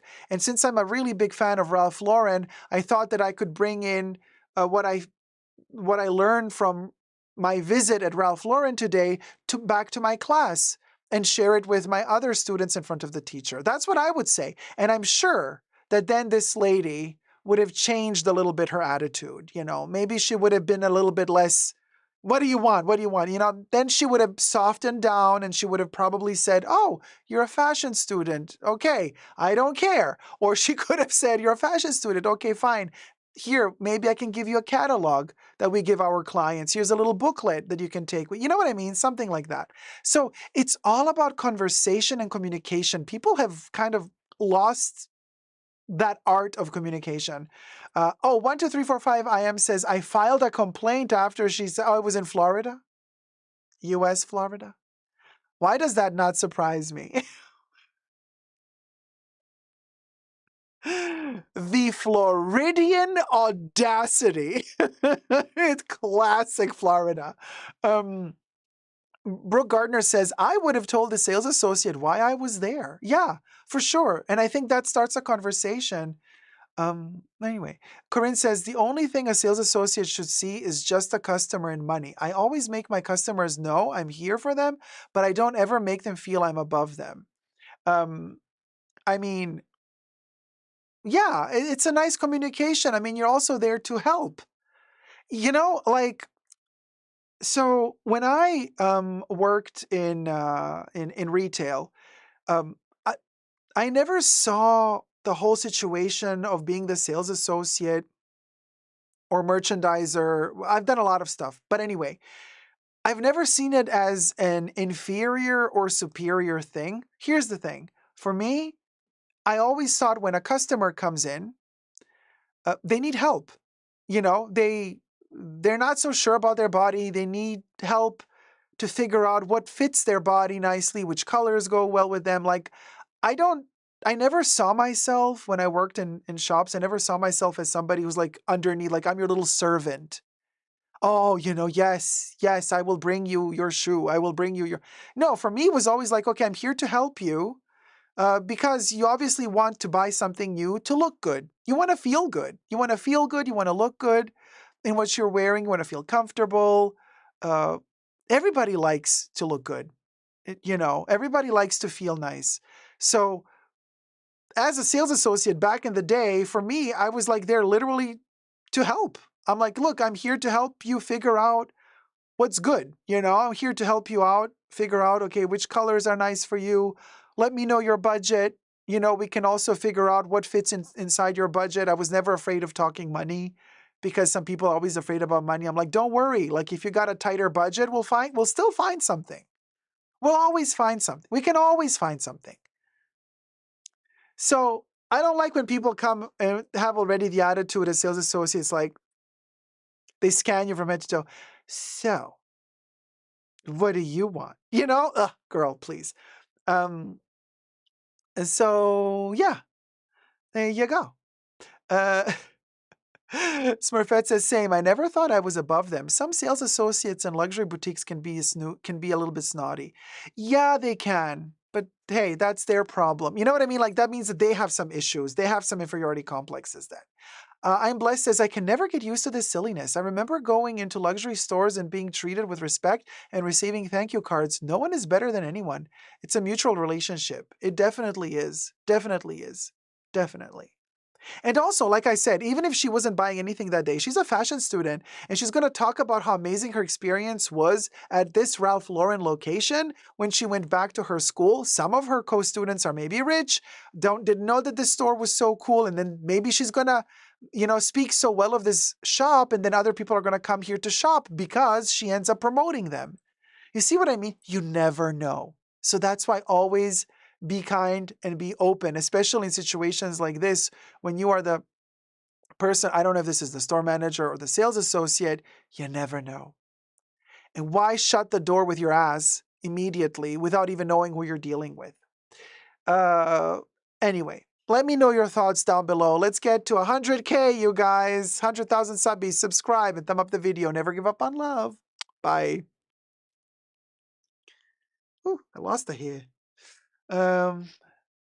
Oh, Leanne says, I had so much fun in Gucci when I was a student. They were so awesome. Nectarine Man says, since I got to a certain age, I refuse to accept poor service from luxury boutiques. I refuse. No, there's always ways of saying like, hey, what will go, you know.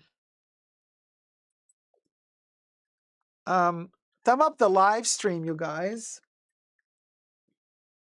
As we move on to the topic that we forgot to film last time. Speaking of... Oh, let's do the tips. Thank you, Gloria. Thank you, Gloria Gloria. Recino donated $50. Muchas Dacob, gracias. adding to the legal fund. We have to stand up for truth. Love our community and leader. Oh, Gloria Recinos. Empanada. Empanada. Gloria, thank you, sweetie. Empanada. There were a couple more. I saw them, right? Let's let it loose, baby. Les Titleus donated $15. Their spite and jealousy was revealed in what they thought was a gotcha moment for those who buy real luxury, but only revealed how cheap and dumb these people are. It's just easier to buy their fakes now, but those who... Let me read it again. Their spite and jealousy was revealed in what they thought was a aha gotcha moment for those who buy real luxury, but only revealed how cheap and dumb these people are. It's just easier to buy their fakes now, but those who buy real will still do so. Oh, for sure. Oh, for sure. Are you kidding me? Of course, we're still going to keep buying the real deal. Let it loose. Thank you so much. Oh, Zaika says, you have beautiful Spanish accent. Thank you. Muchas gracias. Oh, Chan, thank you, Chan. Chan donated $15. A small contribution to help you with legal fee. So happy to catch you live. Have a great day. Oh, thank you, Chan. Thank you so much. It's not a small contribution. It's a big contribution. Thank you, guys. Thanks, everybody. This helps so much. Let's get that lawyer paid, baby. I know, Linvo. Yeah, no, the French bubble is all over the place. Julian says, I collect fragrances, and I've got to tell you, my Chanel shop in Jacksonville, Florida, amazing place. Love the staff, friends. Oh, man. Yeah. No, Chanel beauty boutiques can be amazing if you find the right people to work with, you know. It's a happy place. Hannah, thank you, Hannah, for upgrading to tier 2.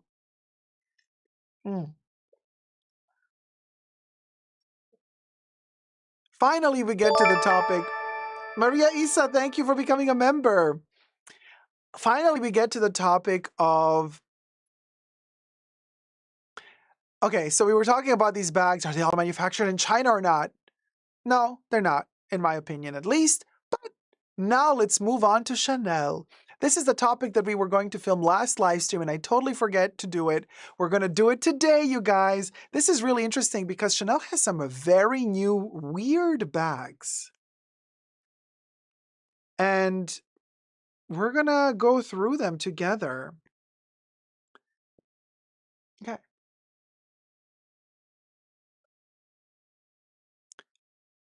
Hi, everybody. Dacob here. Let's get to the 6 Chanel bags under $6K or under $6,000. Now, yay! What a steal! Like, give me all of them. Cheap. No, of course not. It's super expensive. It's crazy. But Chanel bags are so expensive at this point that people are making lists of, hey, here's the 6 Chanel bags under $6,000. Like, you can't make a video about it. Here are the best Chanel bags under $2,000. No, forget about it. Now it's like $6,000 is like your entry level. Okay, we'll go. I know it's crazy, but it's kind of also tongue-in-cheek. It's kind of funny to even sit here and talk about it. I'm like, you know what? It's 2025. I know we got bigger fish to fry, but you know what? I'm like, let's do something completely abstract today. something that takes us, it's like from a weird dream, you know. Alphabet Song says, Chanel bag under 6K? What is this, a discount at Chanel? I know, right? Deal. Okay, so anyway, everything I say in this video is for entertainment purposes only, not rooted in truths or facts. Everything's alleged and just my opinion. While you're at it, thumb up the video. Thank you so much and subscribe. Let's get to 100K subbies. We're almost there, people. I'm so excited.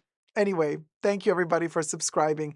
Let's show the first bag. This is from the Purse Bop article. And credit for the images, of course, the Chanel website. So, first bag, you might have already heard about this little nifty little piece. It's the 25 bag, released in 2025. Now, quite a few people are pointing out also that this bag was technically already designed by Virginie Villa in 2023.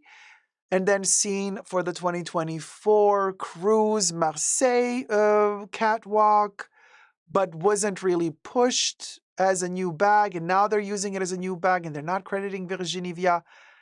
I don't know if she should be credited or not. She's gone now from Chanel, but there you go. We got the 25 bag. Chanel claims that this was designed by their internal team. So, the 25 bag comes in a plethora of colors and a plethora of materials in leather. This is the Pebbly Caviar. Then it comes in a metallic silver, which also looks like caviar and gold hardware. And then it also comes in textile materials, also comes in cottons and denims, a lot of different materials, and also a variety of sizes. And it is the new Trend It bag of the season. Gloria says in the live chats, it's a busy bag. Marina says it's too fussy. Aprika says, I'm not feeling the ears. These here. Julian says, gives that Tom Ford 70s vibe to me. Zadia Collin says, the suede version is nice. Zeitgeist says, it's cute. Smurfette says, I'm all for outside pockets. I'm liking this bag. Looks practical. Positive Foodie says it's giving a bag from clearance section. Leanne says I'd have to see it in action. Melissa says Anna Bay left the chat. It's too cheap. What is that? My elegant and affluent ladies, what do you think about this bag? My wallet is safe, says Sophia. Maggie says I like it. It's different. Well, the price is, it retails at $6,000 in the small size. Of course, you would get the small size at $6,000, and then the bigger the size, the more you're going to pay. So it has that little accordion vibe going on, bucket bag, but it also has the flaps on the side pockets. There's a lot going on here.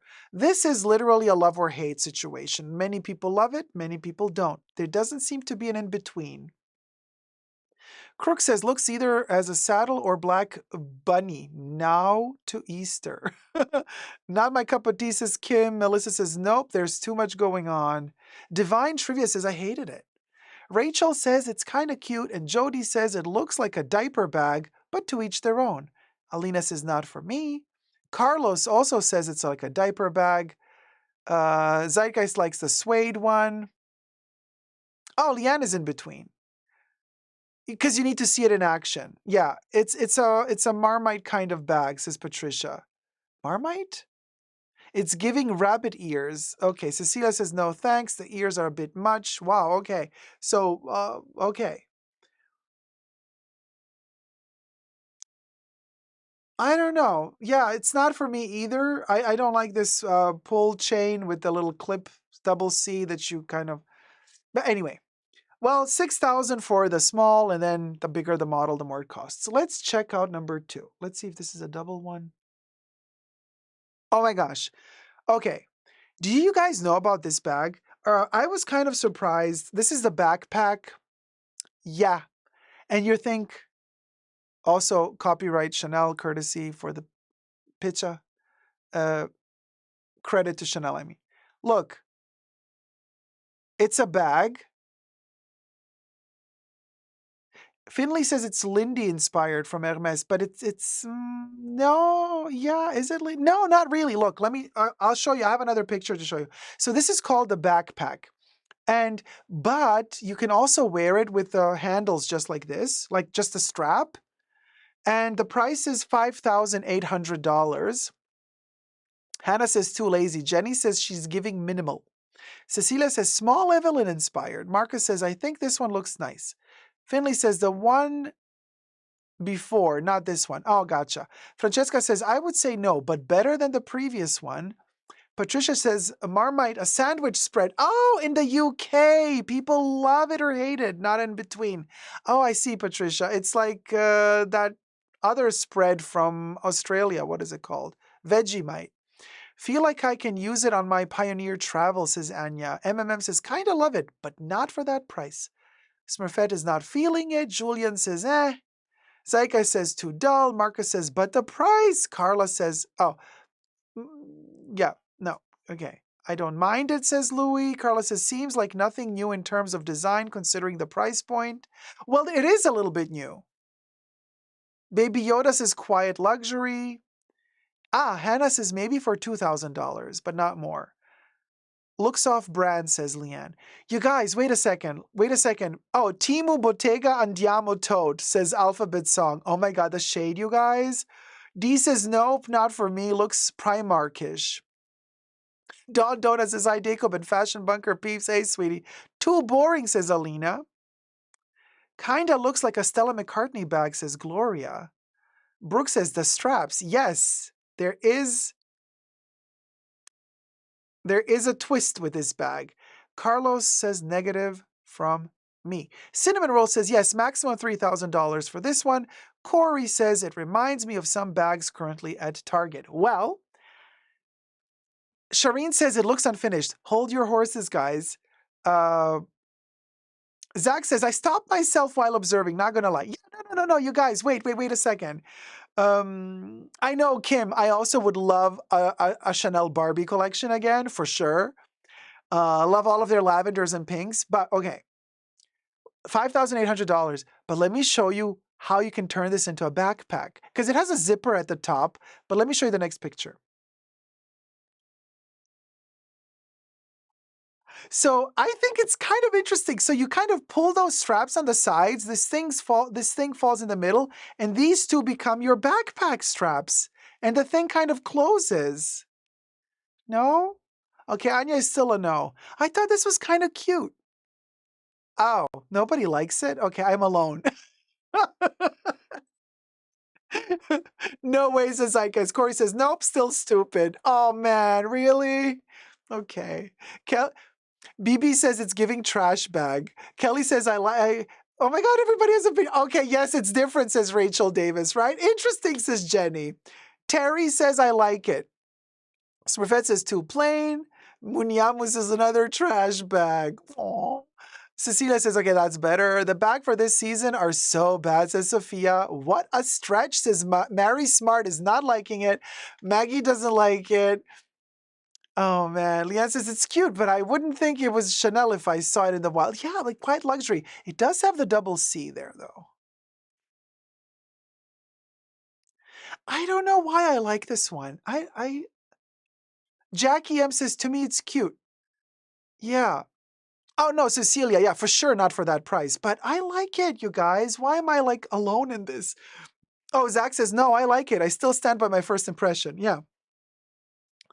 Oh, okay. Nectarine Man says, not for me, but what do I know? I carry a hard shell briefcase every day. But you could carry the hard shell briefcase and then have this little nifty thing too. Latoya Andrews, I like it, but it looks like a liquor store. Baby Yoda says corner wear for sure. Oh yeah, that corner wear is gonna come. But the liquor store bag, interesting that you say that. This does have a little bit of the Louis Vuitton Noe bag, doesn't it? It does remind us a little bit of it. Carla says it's so ugly. It's kind of cute. D says not for the price, no. Okay. Kari's like, what is that? It's a Chanel backpack that you can also wear as a shoulder bag instead of a backpack, because you can extend this.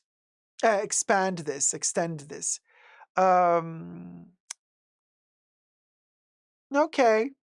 Fine, I'm in the minority this time. That's okay. I can live with that. Also, I mean, I would have to check these straps in real life. Oh, yeah, good. They're folded inwards, right? This is not glazing. They're like two pieces of leather turned inwards and then sewn, right? Stitched. So there's no glazing on the straps. If there's no glazing on the straps, even more a plus. Okay, moving on to bag number 3.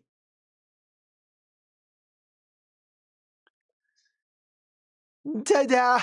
So, okay. Maxi shopping bag, $5,800. This is like kind of Chanel's. This is kind of like Chanel's Copacabana version of the Neverfull. Melissa says, oh no. MMM says it's giving YSL. It is giving YSL, the Icare bag, isn't it? Or Icare or Icarus, whatever it was called, with a huge metal YSL here. It is giving Icare bag, isn't it? Kaylee says the bags just get worse each new picture. Kaylee. Oh man, I love Kaylee is like, I'm not even going to throw shade. I'm just going to plain out call it as it is. Julian says, I like this one, but not original. Erendira says, Chanel, blink twice if you need help. Looks like a bustier. It does have a little bit of a top, yeah. Silvano Pensano says, you're literally the most joyful YouTuber on my feed. Oh, thank you, Silvano. Very kind of you.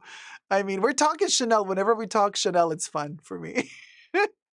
Yeah, no, MMM for sure. YSL's design looks better than this. But, this one has a little turn lock. Isn't that cute? Has a little turn lock, so you can kind of close it. You know, connect it to the back side, a little turn lock. Jintare says, it looks like Batman bag. Oh, that's kind of cute with little bat wings. Oh, Corey's like, it's giving diaper bag. Zaika says, someone save Chanel. Monarch says, still no. Gloria says, yes, Carla, it's my abuelita style of a bag. Okay, so it's a grandma style of a bag. That's cute. Teresa says, with all the stuff I carry in my bag, those straps would never last. It's nice, though. Yeah, I think Terry has a good point. These are very thin straps, you guys, for the size of this bag. I know it's a metal chain, but a little bit iffy. I agree. And because it's such a big bag, it would get full very quickly. And then when it gets full very quickly, it gets heavy. And when it gets heavy, these thin chain straps are going to, you know, just like kind of burn themselves into your shoulders. So they should have put here like a leather addition to soften the blow. The straps will dig into your shoulders, yeah. Well, we'll go for $5,800. This little nifty baby could be yours. Moving on to more Sex and the City vibes. Oh, no, not yet. Sorry. Not yet Sex and the City vibes. Hold on. This one is... No, it is Sex and the City vibes because they call it a clutch. A clutch with chain. And I think the chain is not detachable, so not a clutch in my book. $3,300. $3,300 for a little bit of leather and a bit of webbing. Alphabet says hard no. I'm scared. No. I like the moon shape. It's okay maybe for a night out. Nope. Why? Not for this price. It has holes. Why? What is this? I love it. Not the price. The worst so far. Meh. 1.5K tops. No. I think it's cute. I would want it in pink or white. It's not that great. Is it me or do the C's look a little... Oh. Lana says, oof, $3,300 for 90% fishnet? Yeah. I don't know if we have another picture of this one. There you go. You also get this little nifty thing inside, huh? You get 2 for 1, baby. Chanel is giving you 2 for 1. Special offer. You get the little walletlet, and then you get the baglet. And the thieves can see the walletlet and the baglet, so they know what to steal. Polyhesta says, even Maria Draganova was hell no. Was low-key, hell nah. Oh, man. Shout out to Maria. No, I think Maria is a sweetheart. I think this could be cute for Maria, though. Maybe not in black. Maybe in like a pink or a brown. A nice brown hue. Jackie says, I actually loved this one. I think it's fresh, it's new, it's young. It's not worth more than $1,000. Okay, even in Chanel standards. But why not?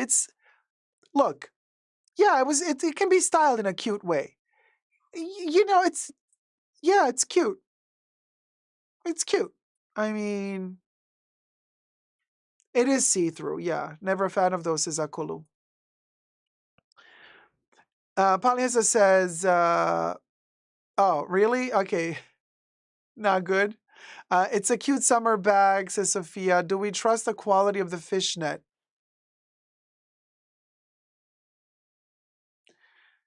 I mean, it's a little bag. You're not going to put heavy stuff in it that's going to tear through the fishnet. So I would trust it for a little bag. If it was a huge bag, I would be a little bit more iffy.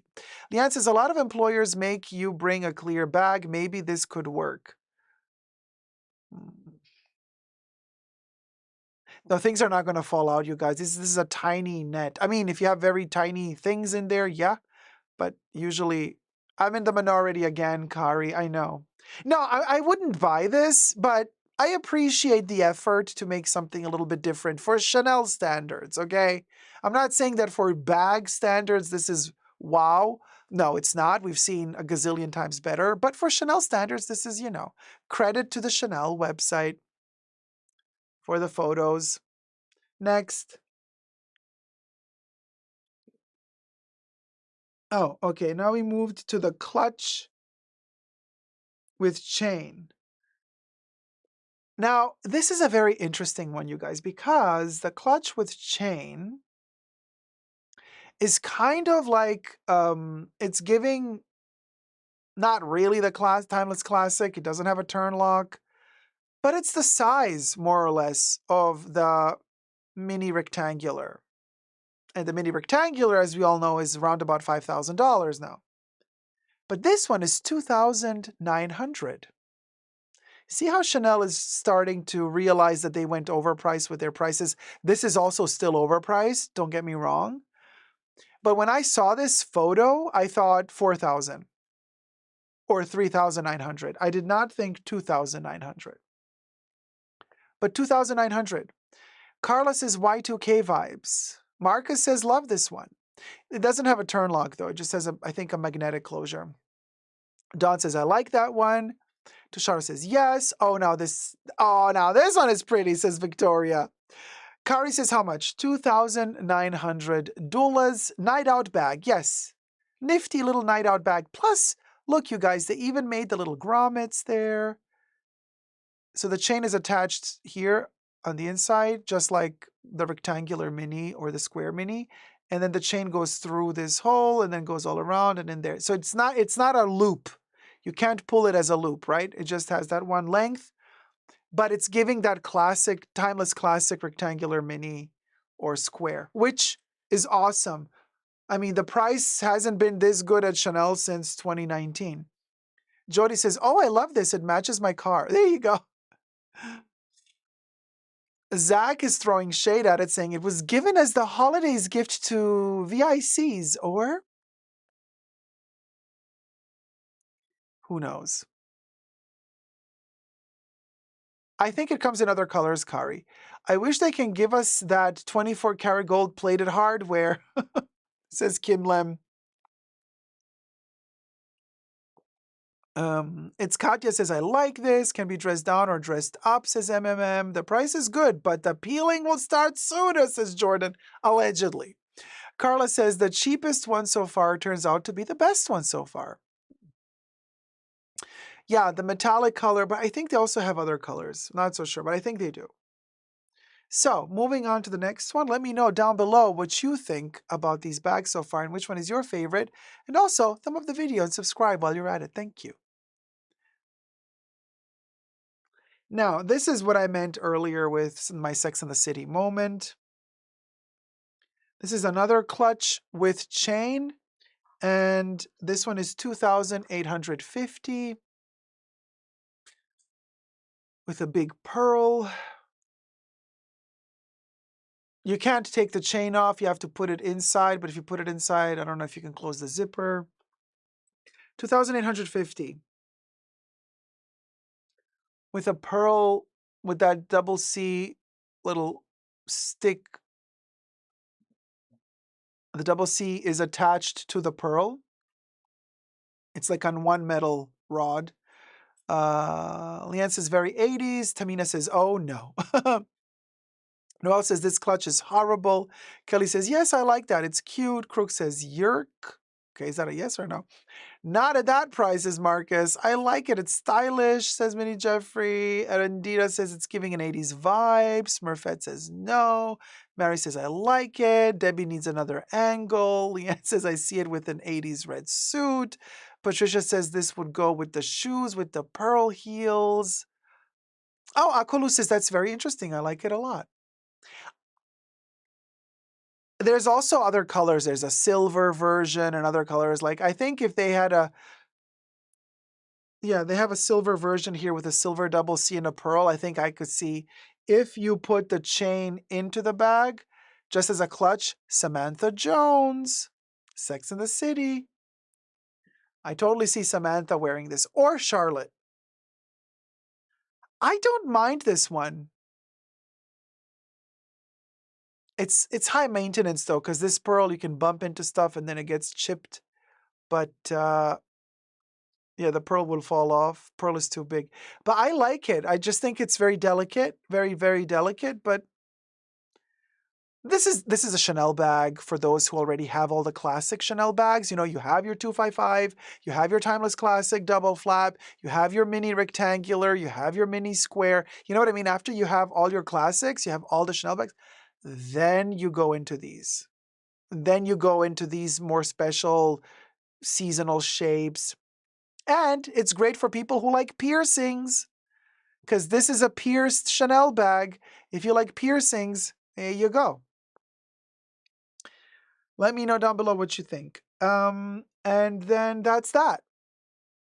Subscribe, you guys. Thumb up this video, and let's get to 100K. Never give up on love. Bye.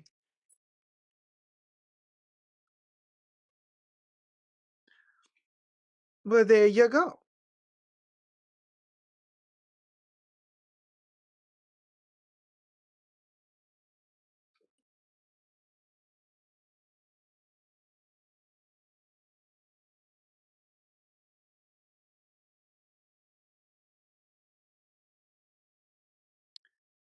Now bring out the expensive bombs for us to judge. the $10,000 to $15,000 Chanel Timeless Classic bags. Yeah, Lyndon Alaska says, I'm shocked Chanel is not asking more for their bags. I'm telling you, I think there's a shift happening. They're realizing that they've overdone it. I don't know. What was the last tip we did? I don't know. I have no clue. Me don't know. Hold on, let me check. I'd just rather save up more money for their big ticket items. I mean, I gotta say, with Chanel, I don't know if I agree, because I do have their big ticket items, and those are not the Chanel bags I wear the most. I usually end up using these more obscure items from Chanel. They're more kind of fun and easier to use. At the end of the day, for me, oh, thank you, Francesca P. That was fun. I like these segments. Thank you. So there's a part of me, says Victoria, that thinks that this whole China scandal is going to prompt them to lower some of their prices so people won't be tempted to go with the knockoffs. Well, fingers crossed. That would be great news, you know. I would love for that to happen. And to up their quality would be also nice. This is your last chance, you guys. If you wish to ask Mr. Dicto a question, you can send your tips now. And I'm going to be pulling out one of these coins. But before I do, and you still have some time to tip if you join. Oh, Alphabet Song. There you go. Thank you so much. Alphabet Song donated $10.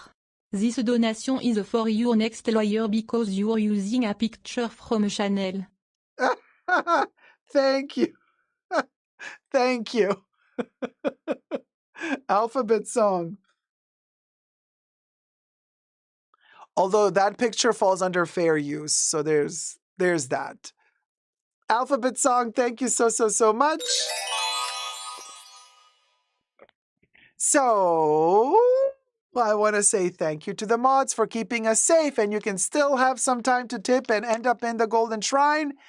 As you're tipping, I'm tripping, and I'm flipping a song with y'all, and that song is Thank You Mods for keeping us safe today. Hit it, Bubbles. A special thanks to the mods in the fashion bunker. That's my horror, Audrey, H, Gloria, Kev, Nicole, and Terry. Bubbles loves you.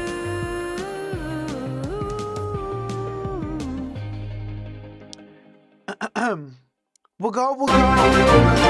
Inga T, thank you, sweetie. Inga-Bati donated $5. For the legal pest control.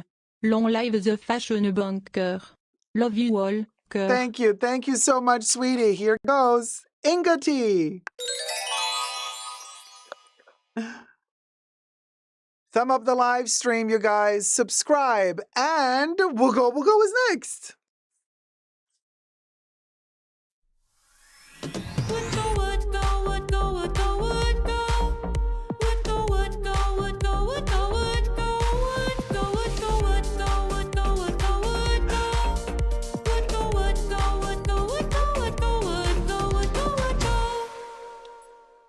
Can you believe? Another stream is gone. No, wait, that's Michael. How you doing, Michael? Living Ferret next. Hit it, baby.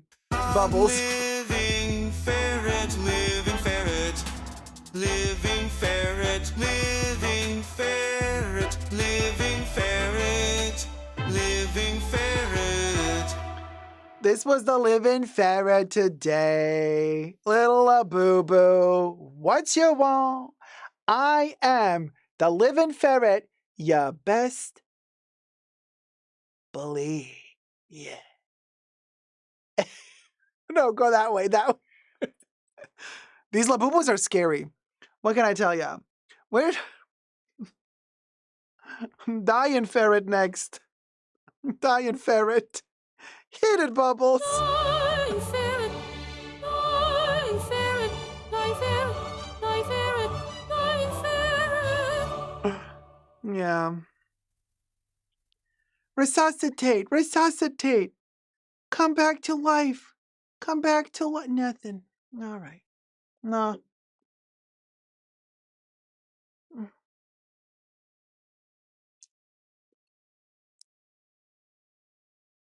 Oh, listen, Linda is next.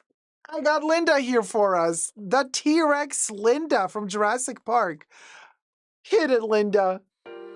Listen, Linda.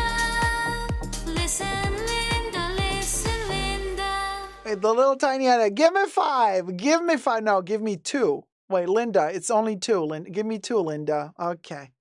There you go. Give me 2. Then, what else we got? Oh, yeah, the best. Alan is like, where's the Hermestic? The Hermestic for now is living in the chats. If you are a tier 1 or tier 2 member, you can use the Hermestic as an emoji. It's resting. The Hermestic, it's resting. But we do have the Frisbee at the moment. Can I entertain you with the Hermes Frisbee, darling, while you wait for the stick? You know, it's always a little, we always have props, Hermes props everywhere, darling, props everywhere. Wait, what else we got here? Oh, yeah, best. What are we obsessed with today? What are we obsessed with? Oh, I'm obsessed with this little tiny Labubu crown. I am obsessed. I am obsessed. I am obsessed. Oh.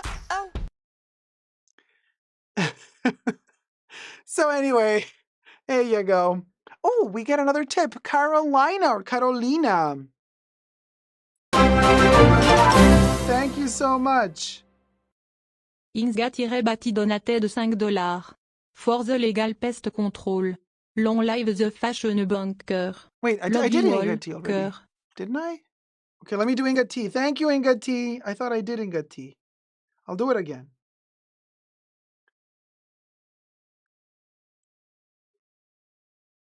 Oh, Bubbles repeated? Sorry. Okay. So, but Carolina is new. Boop. There you go. Okay, sorry, it's repeating. Carolina That's donated okay. $5. The algorithm is working in Puerto Rico. Glad I found your channel. Oh man, you're in Puerto Rico? Oh, I'm so glad you found us. Well, yay, welcome to the Hidden Fashion Bunker. Whoop whoop. And then we got Baby Yoda. And then there was Baby Yoda, invisible with the green screen, but you can see the ears and the eyes. Hit it, baby. Ciao, ciao, ciao, ciao. Ciao, ciao, ciao, ciao. Ciao, ciao, ciao. Ciao.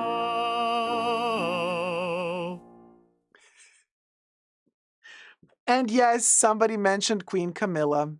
We got the Spunky Chali Wada for Gloria. Hit it.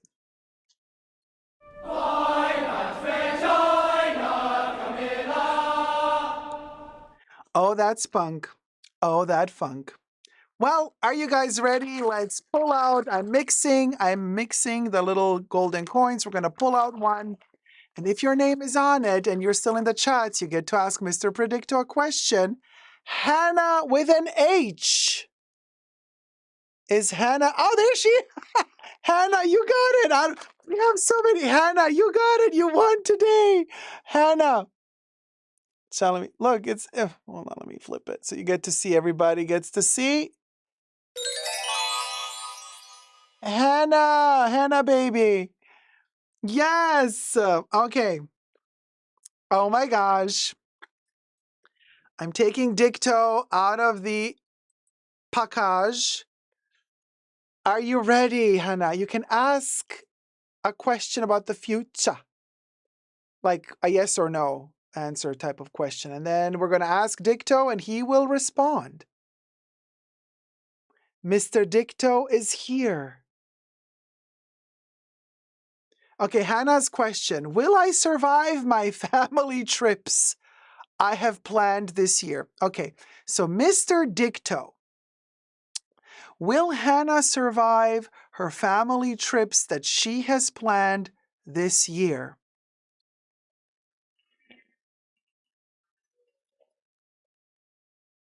The answer is unclear. Try again.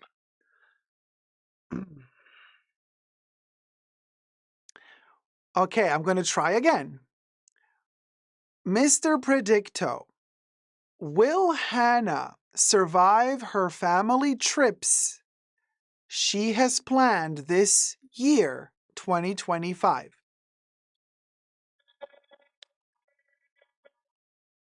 It is a strong possibility. It's a strong possibility. Did you hear that? It's a strong possibility that you will survive your family trip with your family. Yay! This is good news, Hannah. This is good news. It's a strong possibility. Doesn't mean you're not, doesn't mean you're gonna, but it means, like, let's say I'm gonna give you a 99% yes, I think, you know. Because that's what Dicto do. That's what, oh, hold on. That's what Dicto does. Take good care, Hannah, says Tamina. Hi, COMG. Carla says, all the best on your family trip, baby. So, I hope you guys had fun today. I hope these 3 hours we spent together were entertaining. I hope you guys were not bored. I hope you thumbed up the live stream. And I hope I'm going to see you all, if you are a Tier 2 member and a Tier 2 patron, in the after show. No. In the after show. And yeah, thumb up the video, subscribe. And also, as Wendy Williams would say, grab a snack and come on back to the after show. I'm just going to freshen up a little bit for you guys, and we're going to reset, and we're going to start the live stream for Tier 2 members and Tier 2 patrons in just a little bit. But for the rest of y'alls, thank you so much for your love and support. It means the world to me. I love spending time together with you guys, learning from you, talking with everybody, and also spending the time, you know, we got some time, you know, to, you know, read between the lines. So anyway, love you loads. Have a wonderful rest of your week. See you all on the weekend. And for my Tier 2 members and Tier 2 patrons, see you in the after show. Never give up on love. Bye.